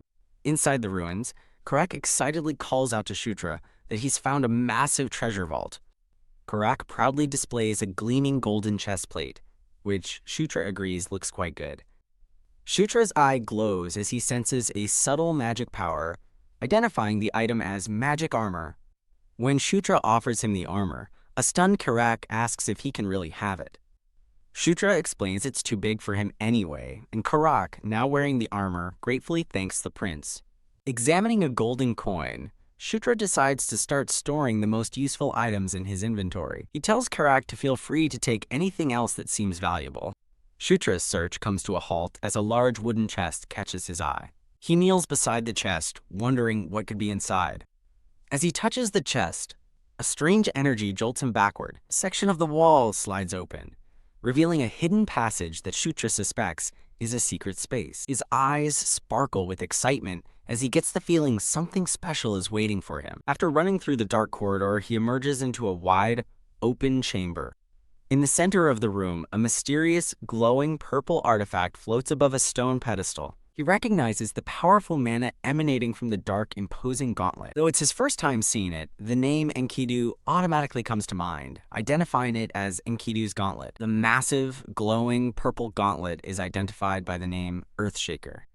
Commissioning favorite series is displayed. Recruitment notice for reset scans. Special thanks to patrons Sky, Big Bone, The Dark Lord, C. Diddy, Ian, Vroom, Z, Wombo, Sophie, Kenzo, Adam, and everyone else who supports us. The scene returns to the glowing purple artifact floating above its pedestal in the dark chamber. Shutra stares at the artifact, identifying its aura as the Knight of Conquest and naming it the Gauntlet of Enkidu, Earthquaker. He cautiously approaches the floating gauntlet. He reaches out his hand, about to touch the powerful item. A surge of energy repels him as system windows declare his level, mana, mental strength, and physical strength are all insufficient. Stunned, he wonders why he can't handle the artifact's power yet. The gauntlet pulses with immense, swirling purple energy. Suddenly, a new system window appears, announcing that the Earthquaker has recognized him as its master, leaving Shutra bewildered. The massive stone gauntlet surges with golden energy. A flash of light occurs as the gauntlet begins to bond with his arm. Whoa, Shutra cries out as the powerful energy envelops his entire body. His eyes widen, feeling the immense power of the artifact course through him. Looking at his newly armored hand, he confirms the gauntlet accepted him and notes the significant boost to his strength, mana, and stamina. Holy, he exclaims, amazed that just equipping the item raised his stats so much. He smiles confidently, imagining how powerful he'll be once he levels up. Grinning, he declares that the incredible item is even better than he expected. An item window officially displays the Gauntlet of Enkidu. Startled, Shutra turns to find Karak standing behind him, asking what just happened. Shutra asks when he arrived, and Karak explains that he saw everything, right up to the gauntlet disappearing. Shutra scratches his head, realizing that having his inventory ability exposed is going to be a pain. Karak wisely notes that word of such an ability would cause trouble, surprising Shutra. Grinning confidently, Karak promises to keep Shutra's secret unless his own life is on the line. Moved by his loyalty, Shutra says his name, and Karak asks if they're ready to leave. The two begin to walk out of the treasure-filled room together. Shutra suddenly pauses, his expression turning serious as he notices something. "Wait, Karak," he shouts, stopping his companion, who asks what the problem is now. Pointing urgently, Shutra asks if he sees the item, but Karak looks on in confusion. Shutra points excitedly at a glowing potion, declaring it's exactly what they need right now. The scene shifts to the dark-skinned, white-haired elf woman uncorking a glowing potion. She uses the potion, unleashing a brilliant flash of healing green light that envelops everyone. The white-haired elf woman groans softly, her eyes hazy as she begins to stir. Shutra holds her, asking if she feels better. She weakly recognizes his name. Relieved, Shutra thanks goodness as a confused Felicia asks Caitlin what happened. Caitlin winks, explaining that Shutra brought a mana recovery potion. Felicia touches her head in confusion, wondering where he found such a potion. Shutra gestures broadly, asking if she has forgotten that they are in ancient ruins. Her eyes widen in realization as she remembers where they are. He grins proudly, reminding her that he is the master of these ruins. He tells his sister to rest, assuring her that her mana will be fully restored when she wakes. As Felicia softly calls his name, Shutra listens intently. Blushing with gratitude, she offers him a sincere thank you. The scene shifts to a vast canyon, where an orc settlement lies under the morning sun. A large, red orc leader roars in celebration, welcoming them back at last. The orc chief laughs heartily, congratulating the prince and princesses on their hard-won success. As someone clears their throat, Shutra and Felicia turn their attention. The blonde warrior Chris stands before them, trying to get their attention. A blushing Chris awkwardly compliments his sister on her splendid performance. Felicia scoffs dismissively, saying it was nothing much. Shutra watches her, thinking to himself how smug she is. Chris tells Felicia to rest while they finish up, but Shutra asks if it's not over yet. He explains that remnants of the Red Thunder tribe remain, but they'll be dealt with soon. Shutra thoughtfully wonders if this means he gets a 2-week vacation. Shutra blushes in shock, stammering in confusion as she holds him close. Caitlin smiles slyly, telling a Shutra that they still have work to do. The scene transitions to a peaceful, sunlit forest. Wham! Shutra is suddenly blasted by a surge of blue energy. A powerful fist crackles with intense blue aura. Caitlin shouts his name, warning him to focus or face serious danger. K-E-U-U-U-K. Shutra lies defeated on the ground, groaning in pain. He realizes this insane training is what she meant, screaming the name, Beast Fist training. He recalls Caitlin's sly smile, confirming that her work was this brutal training. As an explosion rocks the forest, he remembers getting beaten bloody for the first 5 days. Another blast shows his progress. After a week, he could finally see her fists. A crater smashes into the earth, marking the 11th day of training. Shutra and Caitlin's energy-wreathed fists are about to collide in a blur of motion. Caitlin grins, noting he's finally keeping up, while Shutra retorts it's from all the beatings. He reflects that the brutal routine has raised both his Beast Fist and Aura to level 5. Caitlin declares him ready for initiation into the Beast God Fist. Shutra asks excitedly if it's true, and Caitlin admits she's impressed by his rapid progress. Grinning with anticipation, he prepares to learn the secret technique of the lycanthropes. Caitlin takes his hands, telling him she will teach him a new way to command his aura. She instructs him to follow her lead exactly, asking if he understands. Filled with resolve, Shutra confidently agrees. As their hands clasp, a powerful blue aura begins to form around them. An immense pillar of blue energy erupts from them, shaking the ground. Eyes closed, Shutra focuses, feeling the flow of Caitlin's aura. He feels the energy pulling him along, a power similar to Beast Fist, yet different. Floating in a void, he feels the immense power of the soul. His eyes glow intensely as he becomes one with the surging blue energy. Shutra floats peacefully in a sea of pure blue light, He wonders if this is the feeling of true aura. The immense blue energy erupts, tearing through the forest. His eyes glow as a system window announces his aura has leveled up. Caitlin watches him, marveling at his incredible feat. As Caitlin congratulates him, a notification confirms he has acquired Beast God Fist. He clenches his glowing fist, contemplating his new powers, Beast God Fist and Earthshaker. Pow! His fist crackles with newly mastered energy. Blue energy radiates from Shutra, creating rings of power. A system window confirms he is now level 14, and he confidently acknowledges his growth. Facing a large red orc, he declares that the real beginning starts now. The red orc chief gazes back with a stoic expression. Later, Shutra sits with Caitlin and asks if he can ask her something, to which she agrees. He asks about the relationship between Chris and Felicia, catching Caitlin by surprise. He reflects on needing Felicia as an ally, worrying their shaky bond could be trouble. Caitlin explains they're not hostile, but distant, struggling to find the right words. Caitlin says no single incident caused the rift, prompting Shutra to ask for more. She suggests it's tied to an issue between Chris and Sylvan, a name Shutra doesn't recognize. Caitlin sternly warns him not to use Sylvan's name so casually, and he apologizes. He recalls Sylvan Doomblade, Felicia's twin and a formidable opponent from his past life. Just as Shutra connects the problem to Chris and Sylvan, Chris himself appears, startling them both. Stuttering Chris's name, Shutra is surprised while Caitlin calmly greets her brother. Chris announces their early departure, saying the work finished ahead of schedule. Confused, Shutra asks where they are going. Chris smirks, reminding him that after a mission, they must report back. Bidding farewell, the Orc Chief Vandal congratulates the prince and princesses on a job well done. Vandal says he looks forward to their next meeting with the 9th prince. Shutra smiles, replying that he feels the same. Chris gestures for them to leave, and Shutara eagerly agrees.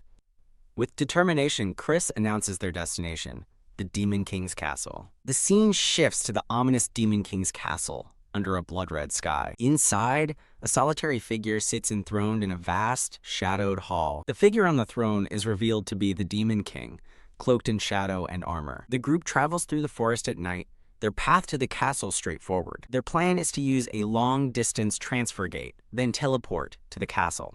They camp for the night, as the nearest gate is a 3-day journey away. Under the moon, Shutra thinks about their destination, the Demon King's castle. As he tends the fire, Shutra admits he's getting nervous about their arrival tomorrow. He considers the 3 power factions within the castle, Zephyr, Baikal, and Anastasia. First is the Demon King's second son, Prince Zephyr Ragnaros, his worst enemy. Next are the eldest son, Prince Baikal Ragnaros, and the 4th princess, Anastasia Nekrion. In this struggle for the throne, only merit and strength determine the ruler. Their mother's draconian blood gives their faction overwhelming influence. He considers the calm firstborn, Baikal, the most fit to rule, but dismisses the thought. He knows everything will change once that day arrives. With grim determination, he resolves to prepare for everything to come. His first goal, level up enough to fully master the Earthshaker Gauntlet. Then he'll exploit the full potential of another power, the King's Knights. The system window details the King's Knight skill, including its commander, training, and summon abilities. He's stunned by the skill's power, thinking buffs, training, and a summon are ridiculously overpowered. Shutra ponders his new power, but Karak finds him hiding. Karak urges the prince to rest, reminding him they leave at dawn. With a grand gesture, the orc firmly orders him to bed. Shutra smirks, asking Karak to help him test something. A nervous Karak stammers, asking what he means. Under the moonlight, Shutra chooses his target, the mighty orc warrior. A brilliant golden sword of light suddenly materializes. Shura performs a knighting ceremony, touching the blade to Karak's shoulder. Ooh! Karak gasps as a brilliant blue energy envelops him. He tells the prince that something feels strange inside him. Energized, Karak exclaims that his loyalty just shot through the roof. Yes, Shutra celebrates privately, his risky experiment a clear success. As Karak marvels at the incredible power, Shutra calls his name. Shutra asks with gleaming eyes if he wants to become the strongest orc. He promises to forge Karak into an orc emperor, leaving him speechless. The scene shifts to a lone, crumbling stone tower in the wilderness. Inside, A glowing blue teleportation platform stands ready. The entire party walks together towards the magical gate. The blonde warrior turns, asking if they are ready to depart. Shutra gives a confident smile and confirms he is ready. A single boot steps onto the glowing magical runes. As the group gathers on the platform, the teleportation magic activates. A powerful surge of blue light engulfs Shutra and his companions. A brilliant pillar of light shoots up from the forest floor. Shutra tumbles helplessly through a chaotic vortex of blue energy. His words are lost in a scream as he's pulled through the portal. A flash of bright light marks the end of their journey. The group lands abruptly, and a dazed Shutra asks, "Huh?" The purple-haired woman asks if he's okay. He stammers that he's fine. A voice from off-screen calls out to Princess Felicia. A group of adoring women with white hair rushes to greet Felicia. The princess crosses her arms, smugly accepting their fawning praise. Shutra observes the scene, dryly comparing her followers to a fan club. Elsewhere, Chris and Caitlin are also warmly welcomed back by their own vassals. Shutra laughs awkwardly, realizing he's the only one being completely ignored. Karak gently places a hand on his shoulder, guiding him away. Looking at the factions, he grimly accepts his lowly standing in the castle. He clenches his fist, thinking he already knew what to expect. A determined smirk spreads across his face, ready for the challenge. The scene pans to the imposing Gothic spires of the Demon King's castle. Inside a Spartan room, Shutra remarks they're lucky to have a place at all. Hearing they are free until tomorrow, he thinks it's more like being abandoned. A woman arrives, introducing herself as Flora from the real estate office. She explains that she is here because his achievement level has increased. Surprised, Shutra learns he can choose a new, better residence. Later, a woman in a maid outfit introduces herself as Isabella from the merit office. Shutra confirms with the snake-tailed woman that this is where he claims his reward. Isabella presents him with a glowing system window detailing his merits. The report shows he has reached achievement level 5 with 15,000 merit points. Isabella notes his incredible success on his first mission, and he chuckles in disbelief. Shutra asks to see the available residences, and Flora readily agrees. Stuttering the prince's name, Karak stares in disbelief. He and Shutra stand before a magnificent mansion, and Karak asks if this is their new home. Inside, Flora greets them, remarking that they are early, leaving Shutra confused. A system window identifies Flora's Seven Sword as his new butler and headmaid. A flustered Karak asks about her job change, and Shutra explains he hired her with merit points. As Shutra tries to explain the point system, Karak mutters that the prince is making less sense lately. The scene shifts to the Demon King's castle as the next day arrives. Dressed formally, Karak complains that his nerves are making him need to pee, and Shutra tells him to go quickly. Holding a drink, Shutra admits to himself that Karak's anxiety is making him nervous too. As two women admire a beautiful dress, Felicia proudly takes credit for her hard work. The purple-haired woman, Stratus, is complimented on how great she looks. A blushing Shutra thanks them, telling his sisters they both look great too.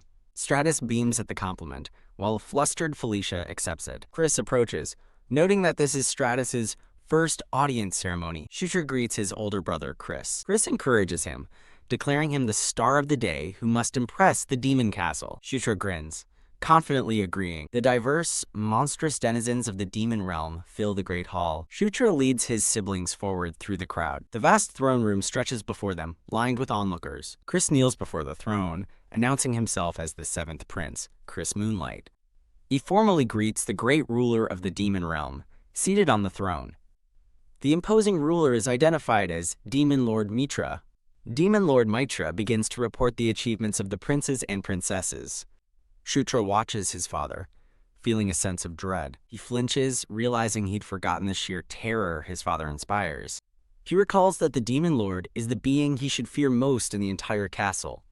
Shaking, Shutra wonders at the crushing pressure emanating from the throne.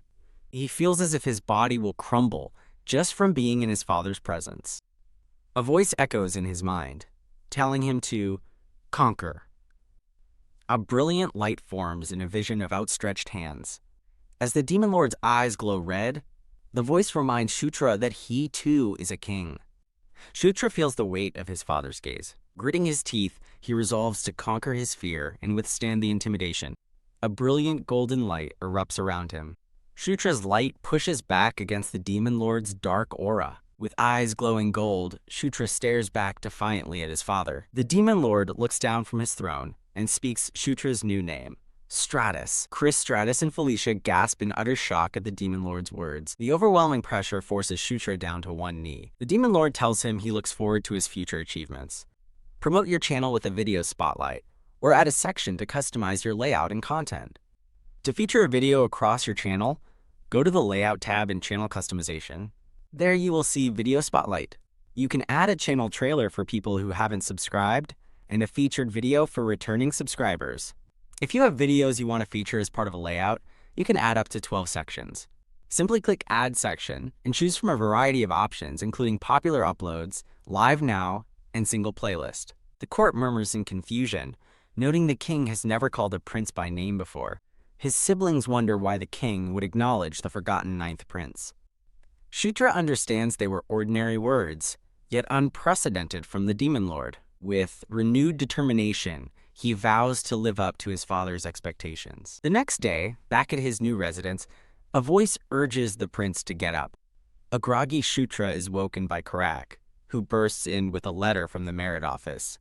Shutra takes the sealed envelope, wondering what the merit office wants. An impatient Karak demands to know what the letter says, while Shutra considers the implications. Clutching the letter, Shutra is stunned that his father has given him a mission directly. At a table with the purple-haired woman, Chris reads the mission details, subjugating the Cassius Pack in the Anger Plains. Shutra clarifies that the Anger Plains is Centaur territory, and Chris notes it's practically an annual event he's done with his brother before. The purple-haired woman expresses her regret at not being able to join, but Chris confidently assures her that Stratus will do well. With a serious expression, Chris warns Stratus that, from now on, many eyes will be on him. He explains that both allies and enemies will approach, creating new worries for the young prince. Stratus agrees, realizing the significance of the king's favor, as not even the mighty Zephyr was ever acknowledged this way. Chris offers his support whenever needed, and Stratus gratefully thanks his older brother. In another location, Stratus, Karak, and Felicia are told they'll need fast mounts to travel with centaurs. Felicia proudly presents the lizard-like mounts, and a smiling Stratus thanks his sister. She then offers him another gift, leaving him to wonder what else she has. He gasps in shock as she reveals a glowing blue necklace, a dark elf's tear. He recalls that in his previous life, he would have had to kill Felicia to obtain this item. Felicia explains that as an honorable race, dark elves never forget a kindness or a grudge. To his surprise, she suddenly pulls him into a tight hug. A blushing Stratus is taken aback by the unexpected affection, but accepts it. She quickly shoves him away, leaving him looking confused. A flustered Felicia clenches her fist, regaining her composure. Stratus cheerfully waves goodbye, wishing his sister well as he and Karak depart on their new mounts. As they leave, a teleportation gate activates behind them, engulfing the area in blue light. Watching them go, Felicia smiles softly and acknowledges his departure. The scene shifts to the Anger Plains, where a pillar of light crashes down from the sky.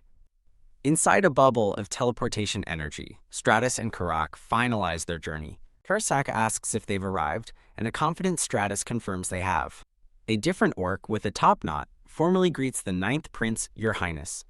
A horned woman with pinkish brown hair introduces herself as Karma, their ranger guide. Stratus introduces himself in return, mentally noting her half-human, half-beast appearance. Looking at her hooved legs, he correctly identifies her as a member of the satyr race. Riding across the plains, Karma outlines their grueling 2-day journey, which Stratus readily accepts. She asks why he has so few soldiers, and he explains the sudden nature of the mission. Karma remarks that with the centaurs' help, they won't be outnumbered, prompting Stratus to think of it as one pack versus another. He thoughtfully considers his weapon choice, musing that a spear might be best for mounted combat.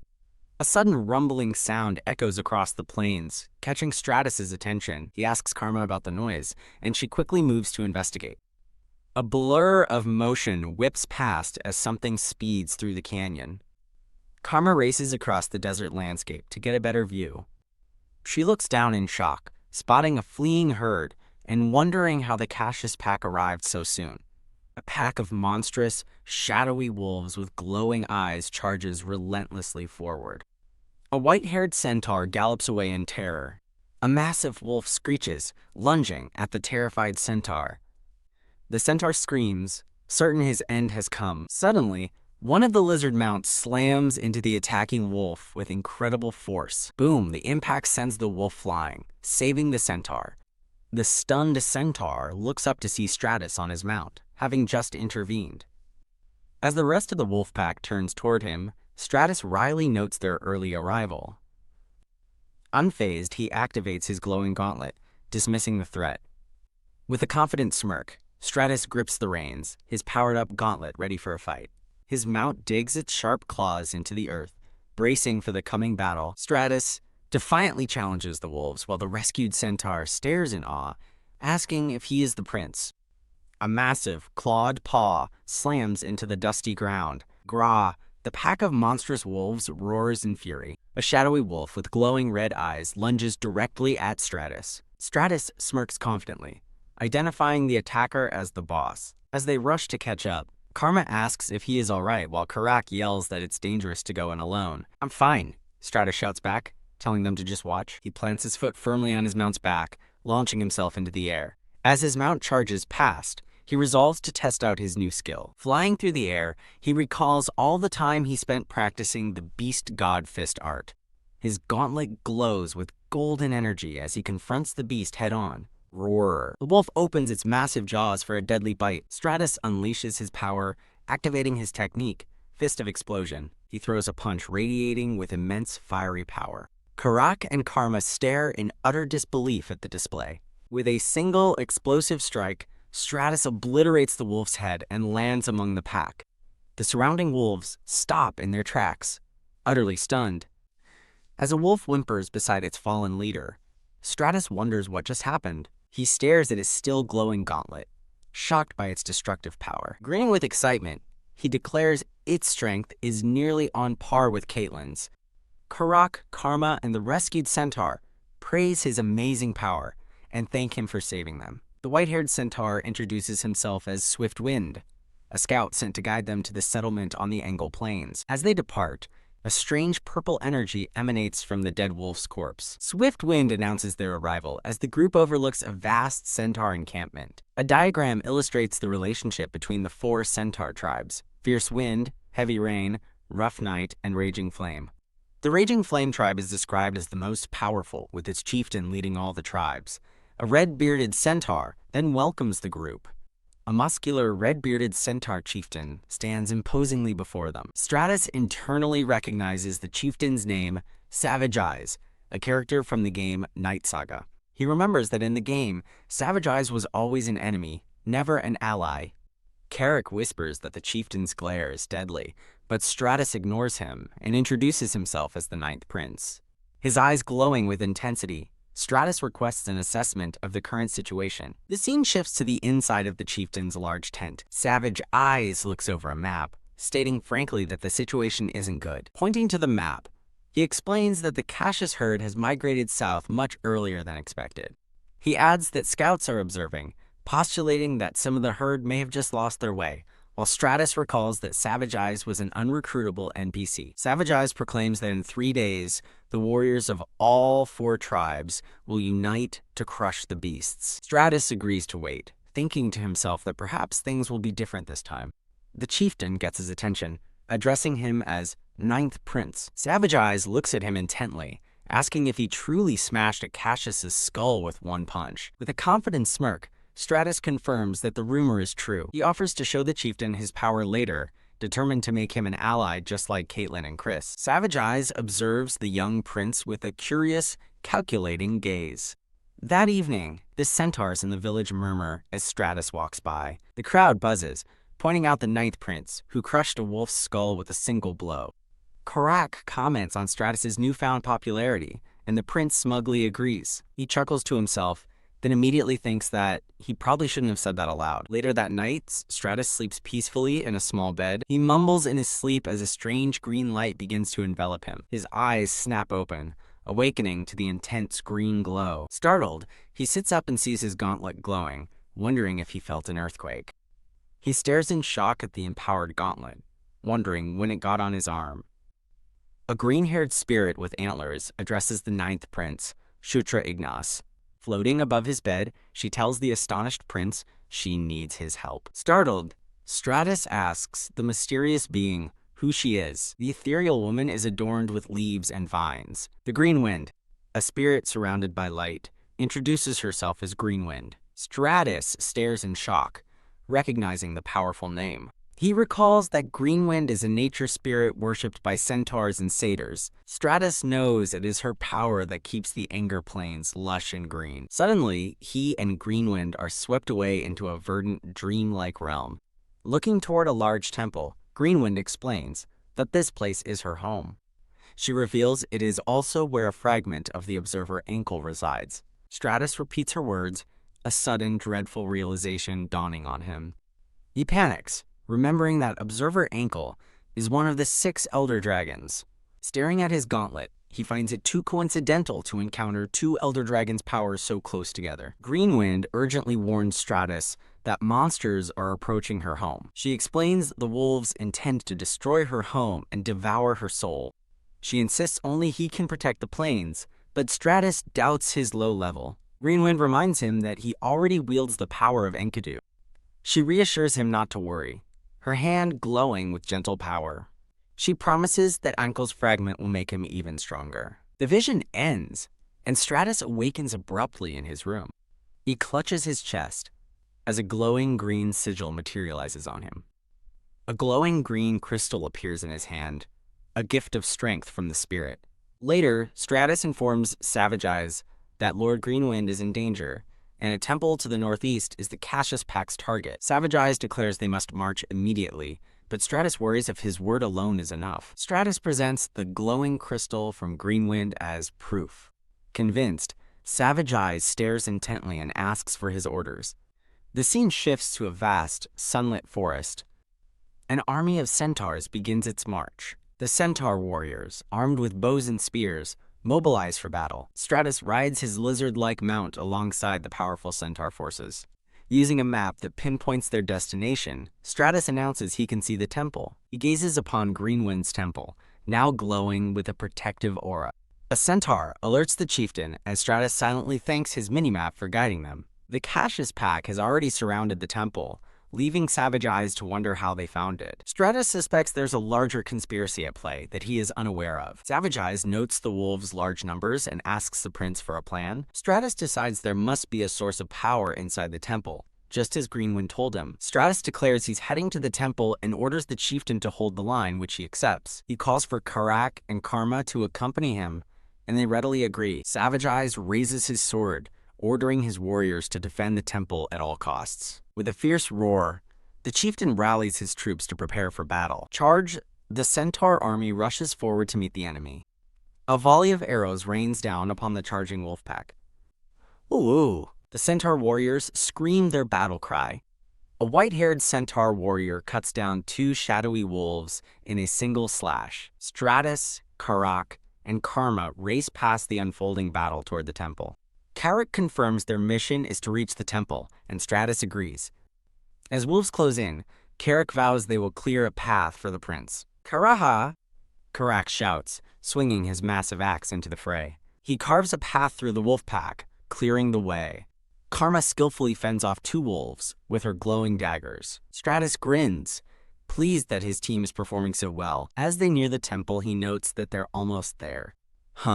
A huge club suddenly descends upon a startled Stratus. Crash, a monstrous, horned beast smashes the ground. The beast's club strikes his mount, sending Stratus flying. Kuar! The massive, horned monster roars triumphantly. Stratus groans. Having been thrown to the ground, he chastises himself for letting his guard down at a critical moment. Karak intercepts the beast's attack, shielding the prince with his axe. Relieved, Stratus looks up at his protector and asks if he's all right. Karak tells the prince to get up, declaring it's too early to be sleeping. With a clash of steel on wood, Karak holds back the monster's powerful blow. Standing firm, Karak tells the prince to get up and stop sleeping on the job. Kuar! The horned monster roars, facing off against the determined Karak. Karak unleashes a furious flurry of slashes against the monster's torso. "You are K," he grunts, straining under the monster's immense power. Smirking, Stratus taunts the beast, asking if its cool act is already over. He activates a skill, shouting "Under the king's flag," as golden light erupts. Coup! Enveloped in golden light, Karak roars with newfound power. Stratus announces that the real attack is about to begin. The horned monster's eyes widen as it senses the change in power. Now supercharged, Karak smashes his glowing axe into the beast's face. The beast recoils in shock, completely unprepared for the powerful counterattack. The force of the blow sends the massive monster flying backward. Karara. Karak lets out a fierce war cry, pressing his advantage. He leaps forward, bringing his empowered axe down on the enemy. Q. Monster chokes, blood flying from its mouth. Karak swings his axe for the finishing blow. A brilliant flash of energy signals the devastating final strike. Karak stands victorious over the fallen beast in a newly formed crater. A cloud of dust and debris settles after the powerful attack. "I'm counting on you then," Stratus yells as he dashes past. He sprints toward the massive, glowing entrance of the temple. Stratus runs up the stairs and into the temple's hallowed halls. A voice urges him to hurry, and he wonders if it's Greenwind.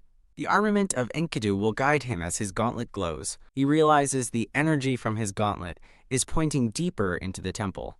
A trail of glowing green energy leads him through the ancient structure. Following the trail, he discovers large roots growing from the temple floor. He stares in awe at a giant, glowing tree at the heart of the temple. The massive, glowing branches of the sacred tree radiate power. Stratus looks up, completely taken aback by the incredible sight. A gnarled hand of wood extends from the tree, presenting a gift.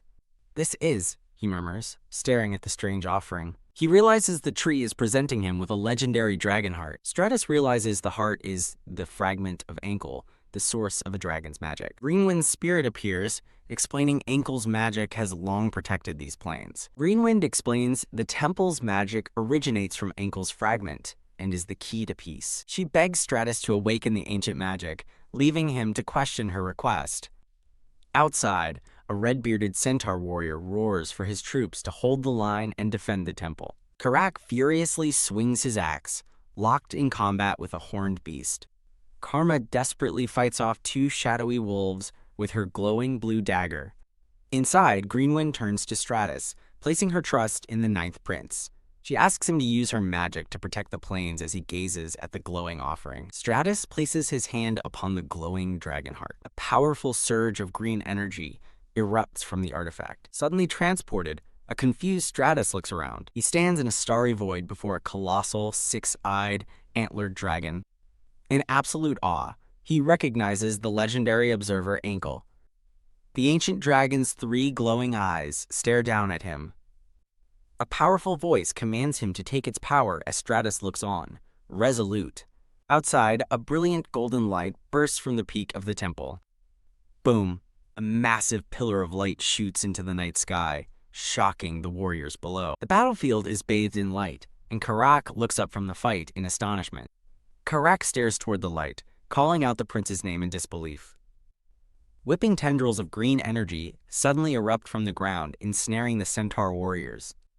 The magical roots grow and twist around the temple grounds. The earth trembles and cracks under the strain of the ancient magic. Ominous, glowing eyes appear as giant treants rise from the forest floor. The monster army stares down their new formidable wooden opponents. The treants charge, swatting a shadowy wolf aside as a horned beast recoils in shock. Thwack! A treant's massive arm smashes into a roaring, horned beast. The newly awakened guardians lay waste to the invading monster forces. Greenwind announces with relief that Ankle's ancient magic has finally been awakened. She flies toward Stratus, joyfully thanking him for his help. His hand remains on the dragon heart, which continues to glow intensely. A torrent of green energy begins flowing directly from the artifact into Stratus. Greenwind watches in alarm, wondering what is happening. Stratus is overwhelmed by the massive influx of raw power.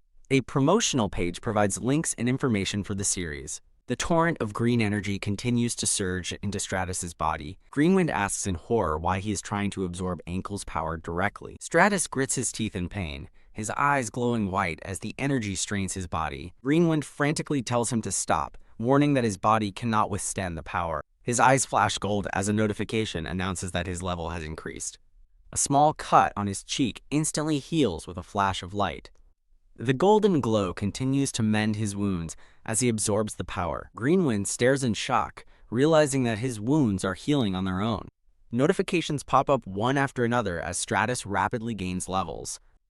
A voice from within him speaks a single powerful command: conquer. A vision shows a hand reaching for a glowing, eye-like stone. The hand clenches into a fist, now radiating immense power. The mysterious inner voice promises that all will kneel before him. The glowing power is held tightly in his hands. The dragon heart sinks into Stratus's chest, merging with his body. The sacred tree at the heart of the temple emits a blinding light. The tree's branches glow with renewed and magnificent power. A boy in a red cape is enveloped in a powerful green aura. His face is cloaked in shadow, his power building.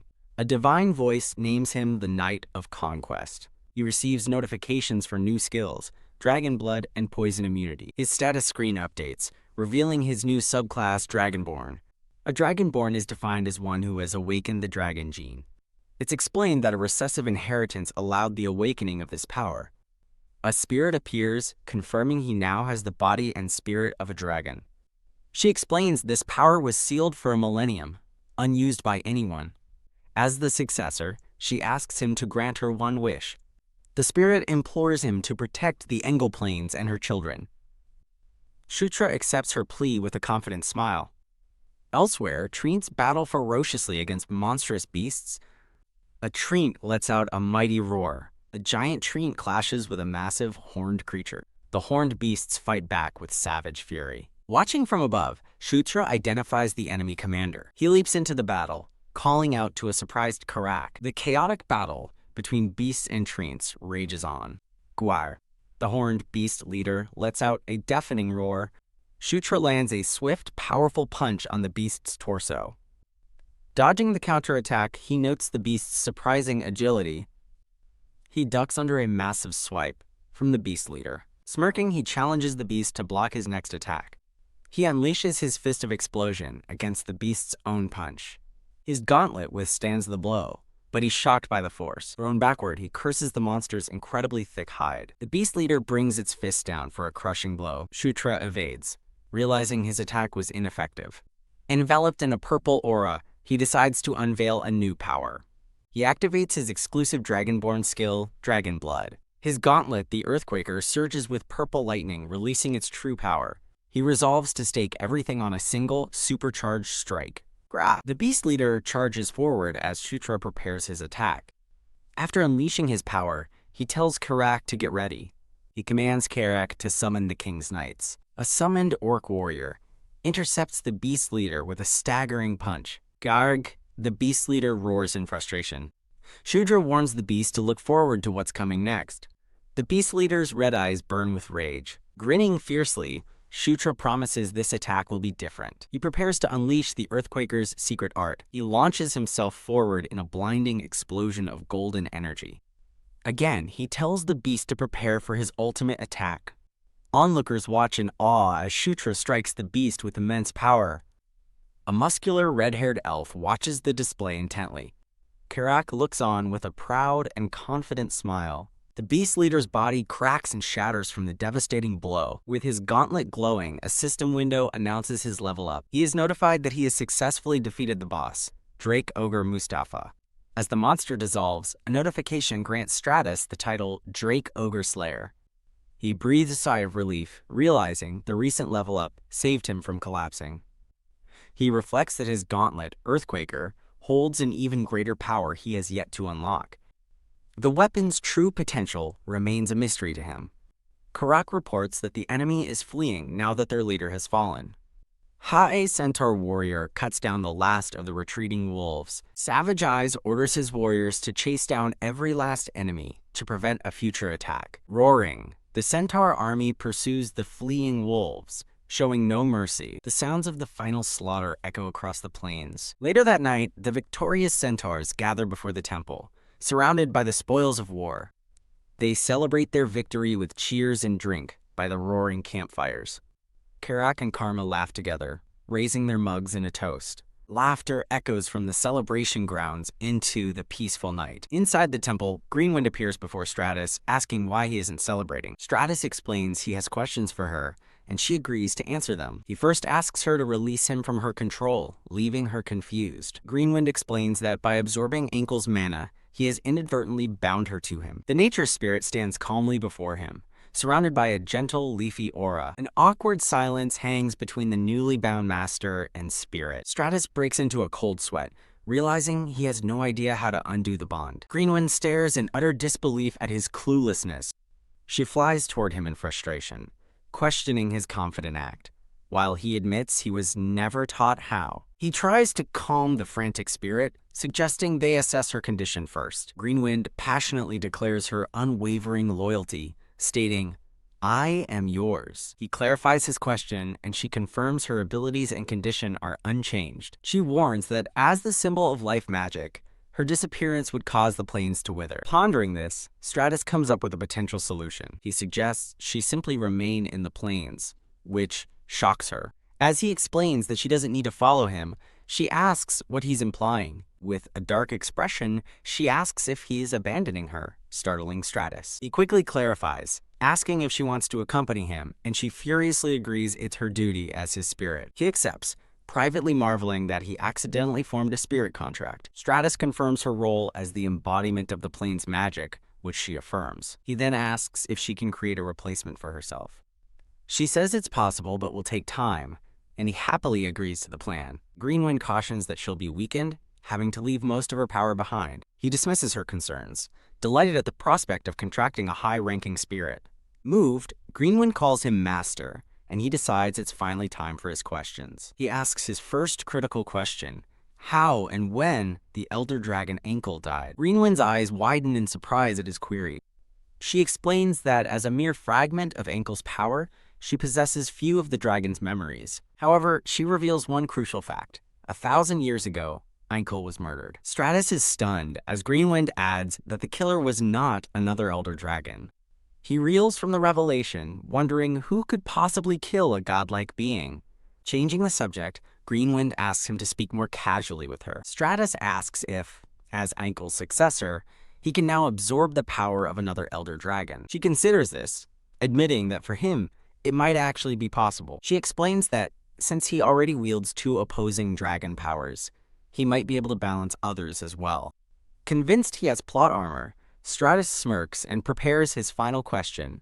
He asks Greenwind if she knows anything about the mysterious power he possesses. Greenwind explains that she lacks Ankle's complete memories. Flinching, a sudden thought seems to cross her mind. A brilliant green light suddenly surrounds Stratus. He wonders what is happening all of a sudden. Greenwind chants of his destiny as Stratus loses consciousness. A massive draconic spirit declares he will conquer all creation. The spirit promises this kingly power shall be his. The scene shifts to a grand, sunlit temple. Stratus is seen falling from a great height. He awakens on the ground, groggy and confused. He tries to recall what happened after talking with Greenwind. Greenwind appears, asking if her master is finally awake. She explains that Ankle's consciousness emerged from within her, overwhelming Stratus and causing him to faint. In a flashback, he remembers her chanting over his unconscious body. The draconic vision returns, speaking of a power that rules the universe. A disembodied voice declared that this incredible power was his. He wonders if Ankle already knew about his unique abilities. Greenwind declares him her permanent master and prepares to reveal a secret. A cascade of glowing green symbols suddenly surrounds him. She reveals the location of a hidden relic of Ankle in the northern plains. It is the Shield of Life, a weapon containing an Elder Dragon's power. The story is told of how Ankle gave the shield to the bravest centaur. However, the great warrior was assassinated by a woman sent to steal it. Since no one else could wield it, the shield was buried with him in a tomb. The centaurs then named the legendary relic after the fallen warrior, White Eagle. Stratus is shocked, recognizing the name from the Night Saga lore book. He muses that even a seasoned player like him could never find it. He eagerly asks for the tomb's location, and Greenwind agrees to find it. She explains she must first create a replacement for herself before she can leave the plains. She estimates the process will take about 2 days, thanks to his magic. He celebrates, excited that they can depart in just 2 days. With a look of pure determination, he declares that they must go. The scene transitions to the temple's magnificent exterior. He plans to justify his trip north by claiming to hunt down enemies. He worries that the Demon King's castle will soon send experts to investigate the temple's magic. He calculates the experts will likely arrive within a week. Just as he resolves to leave quickly, Karak announces an arrival from the Demon King's castle. What? Already, he says, stunned by their speed. The sun shines through the trees, heralding the new arrivals. A white-haired woman questions his startled expression. She crosses her arms, chiding him for looking like he's seen a ghost. He recognizes her in disbelief, asking why his sister Felicia is here. An orc companion interrupts, telling him to greet them properly first. A young green-skinned girl curtsies politely to the 9th prince. She introduces herself as Daphne, daughter of the 5th consort Echo. Stratus is surprised, realizing she is a powerful dryad-born druid. He remembers she is one of the 3 key children he must protect. Felicia states that Daphne, a capable druid, is here to help with his mission. Seeing a perfect opportunity, he resolves to make a good impression. Stratus questions his sister's presence, and she explains his speedy success changed her plans. Felicia leans in close, warning him that he is starting to get noticed. The orc explains that completing a 2-week mission in 2 days is what drew attention. Felicia adds that given the unusual events, she came to prevent others from spying on or attacking him. A look of shock washes over Stratus as he understands her intentions. Blushing, she admits she was also curious about the temple's magic and the strange monster behavior. Stratus thanks his sister, musing that she has a warm side, which makes her blush more. She quickly changes the subject, asking about his plans moving forward. He declares he will scout north for remnants, secretly planning to find the White Eagle relic. The centaur chief, Savage Eyes, insists on joining, stating it is his duty to go. After Stratus agrees, Felicia unexpectedly announces she will follow them as well. Surprised, he questions her decision, and she explains investigating a live specimen is more useful. He nervously accepts the extra company, internally panicking that his excuse has become a real expedition. The orc, Karak, looks on with a thoughtful expression. Kua! A vicious, wolf-like monster lets out a terrifying roar. The group is suddenly thrown into a chaotic battle against monstrous beasts. Karak grins confidently, saying the situation is just as he expected. The warriors find themselves surrounded by a massive pack of shadowy monsters. Elves and centaurs fight side by side, desperately holding back the ferocious creatures. Gra, a monster, lunges at Stratus, who grits his teeth in frustration, wondering where the beasts came from. He dodges an attack. He fights back, confused, as he was sure they had killed all of them before. Geek! 2 winged reptilian monsters with red crests dive into the fray. Stratus identifies the flying creatures as ghaists, noting their troublesome arrival. His eyes flare green, as he proclaims he can fly too. He activates Blessing of the Wind, allowing him to levitate off the ground. Greenwind appears in a panic, asking how he can use her magic, but he just smiles. He rockets into the air, charging toward the flying monsters. A ghost turns in surprise as he approaches. Ki! Unleashing his fist of explosion, he lands a powerful blow on the monster's face. The punch sends him recoiling through the air. With his gauntlet glowing, he orders the monsters to disappear, leaving Greenwind stunned. The tiny spirit sadly contemplates the purpose of her existence. Elsewhere, Daphne stands frozen in a field as monster shadows loom over her. The young druid trembles in fear. Kya! A ghaist dives toward the terrified girl. She weakly raises a hand to defend herself. Karahar Karak leaps in at the last second, grabbing Daphne and shielding her from the attack. Felicia prepares a powerful spell, declaring that this turn of events is convenient. She launches herself into the sky, unleashing a devastating magical barrage on the swarm below. A quiet dawn breaks after the fierce battle. The ground is littered with the bodies of the defeated monsters as the party surveys the aftermath. Felicia points out a faint purple aura on the corpses, which Stratus can barely see. She identifies it as a type of curse magic. She explains the curse drains life force and dulls emotions. Felicia concludes with certainty that someone was controlling the creatures. Stratus reels, wondering who could be manipulating the monsters now that their previous master is dead. Karak calls out to the prince to get his attention. He notes that Daphne was tense during the fight, suggesting it was her first real battle. Stratus realizes with concern that this Daphne is far less experienced than the one he remembers.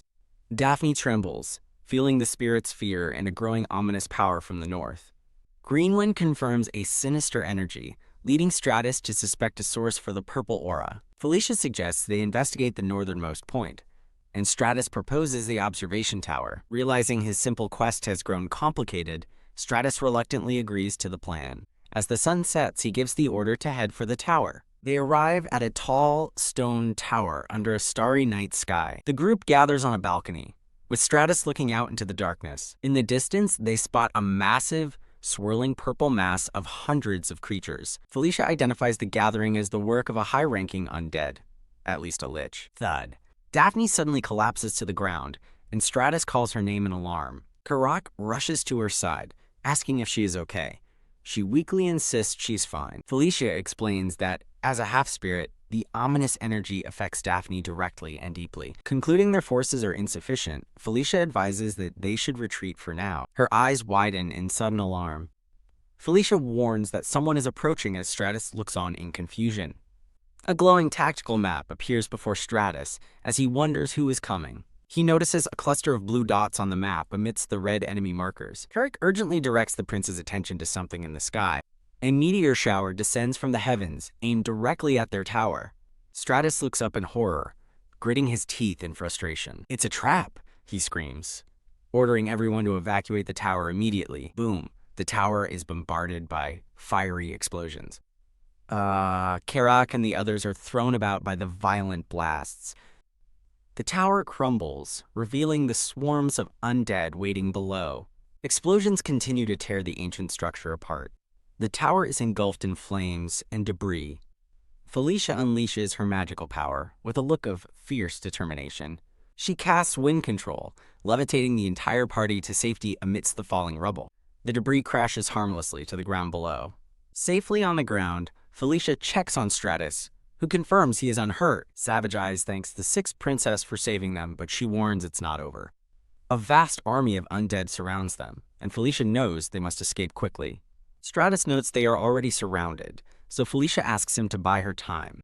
She gathers magical energy, promising to forge a path for their escape. "Got it," Stratus says, drawing a glowing dagger to buy her as much time as possible. He rallies his allies under the king's banner, bathing them in a golden light. The warriors are amazed as they feel a sudden surge of power coursing through them. Greenwind asks if he truly intends to fight, and he resolutely confirms he does. Felicia floats into the air, radiating an immense and brilliant pink energy. Stratus's gauntlet crackles with dark, powerful energy. He commands his allies to prepare for the coming battle. The empowered warriors stand defiant against the encroaching darkness. With a furious cry, Stratus declares they will never back down. Karak leads the charge against the undead horde. The other warriors follow, clashing fiercely with skeletal enemies. Stratus unleashes his explosive fist, vaporizing a squad of skeletons in a golden blast. A single skull with glowing purple eyes floats menacingly in the aftermath. Staring at his gauntlet, Stratus curses in frustration. A skeletal mage emerges, and he realizes this battle won't end so easily. Krah! A skeletal warrior lunges at Stratus, leading the endless charge. Stratus realizes he must kill the leader to give his allies any hope of survival. As if summoned by his thoughts, a volley of purple energy streaks through the air. He looks up in confusion as the magical barrage rains down on his army. Stratus watches in horror as his empowered warriors are struck down one by one. An elven soldier cries out in pain as the foul magic consumes him. The entire battlefield is engulfed in the deadly purple bombardment. A dying orc groans as a violet flame erupts from his chest. Amidst the slaughter, a crowned skeletal leader emerges, radiating immense dark power. The massive, armored skeleton stands as an imposing and terrifying figure. Peeking from behind a rock, Stratus spots the enemy commander, declaring, "Found you! Hot!" With a mighty roar, Savage Eyes leaps into the air to strike the skeletal leader. The centaur chief brings his sword down with furious, glowing intent. Wham! The leader effortlessly blocks the attack, sending Savage Eyes flying. Kuraha! Karak charges forward next, his axe ready to avenge his fallen comrade. He unleashes a powerful golden-infused swing against the armored foe. Karak grunts in pain as he takes a heavy blow. The skeletal leader brings its massive sword crashing down in a devastating overhead strike. Karak barely manages to block the overwhelming force of the attack. Seeing his chance, Stratus rushes in with his gauntlet glowing fiercely. He rockets forward, taunting the bonehead and declaring this is the end. The skeletal leader turns in surprise as Stratus closes in for a powerful attack. The leader casually backhands Stratus, slamming him hard into the rocky ground. Stratus clutches his chest, stunned by the monster's unbelievable power. As the leader looms over him, he admits this foe is on a completely different level. Felicia steps in front of him, telling her brother his part is over and that he should rest. The skeletal leader watches with a flicker of confusion in its glowing purple eyes. Surrounded by a brilliant magical circle, Felicia declares that she is his new opponent. Her eyes glow with power as she challenges the undead commander. Come at me, Skullface.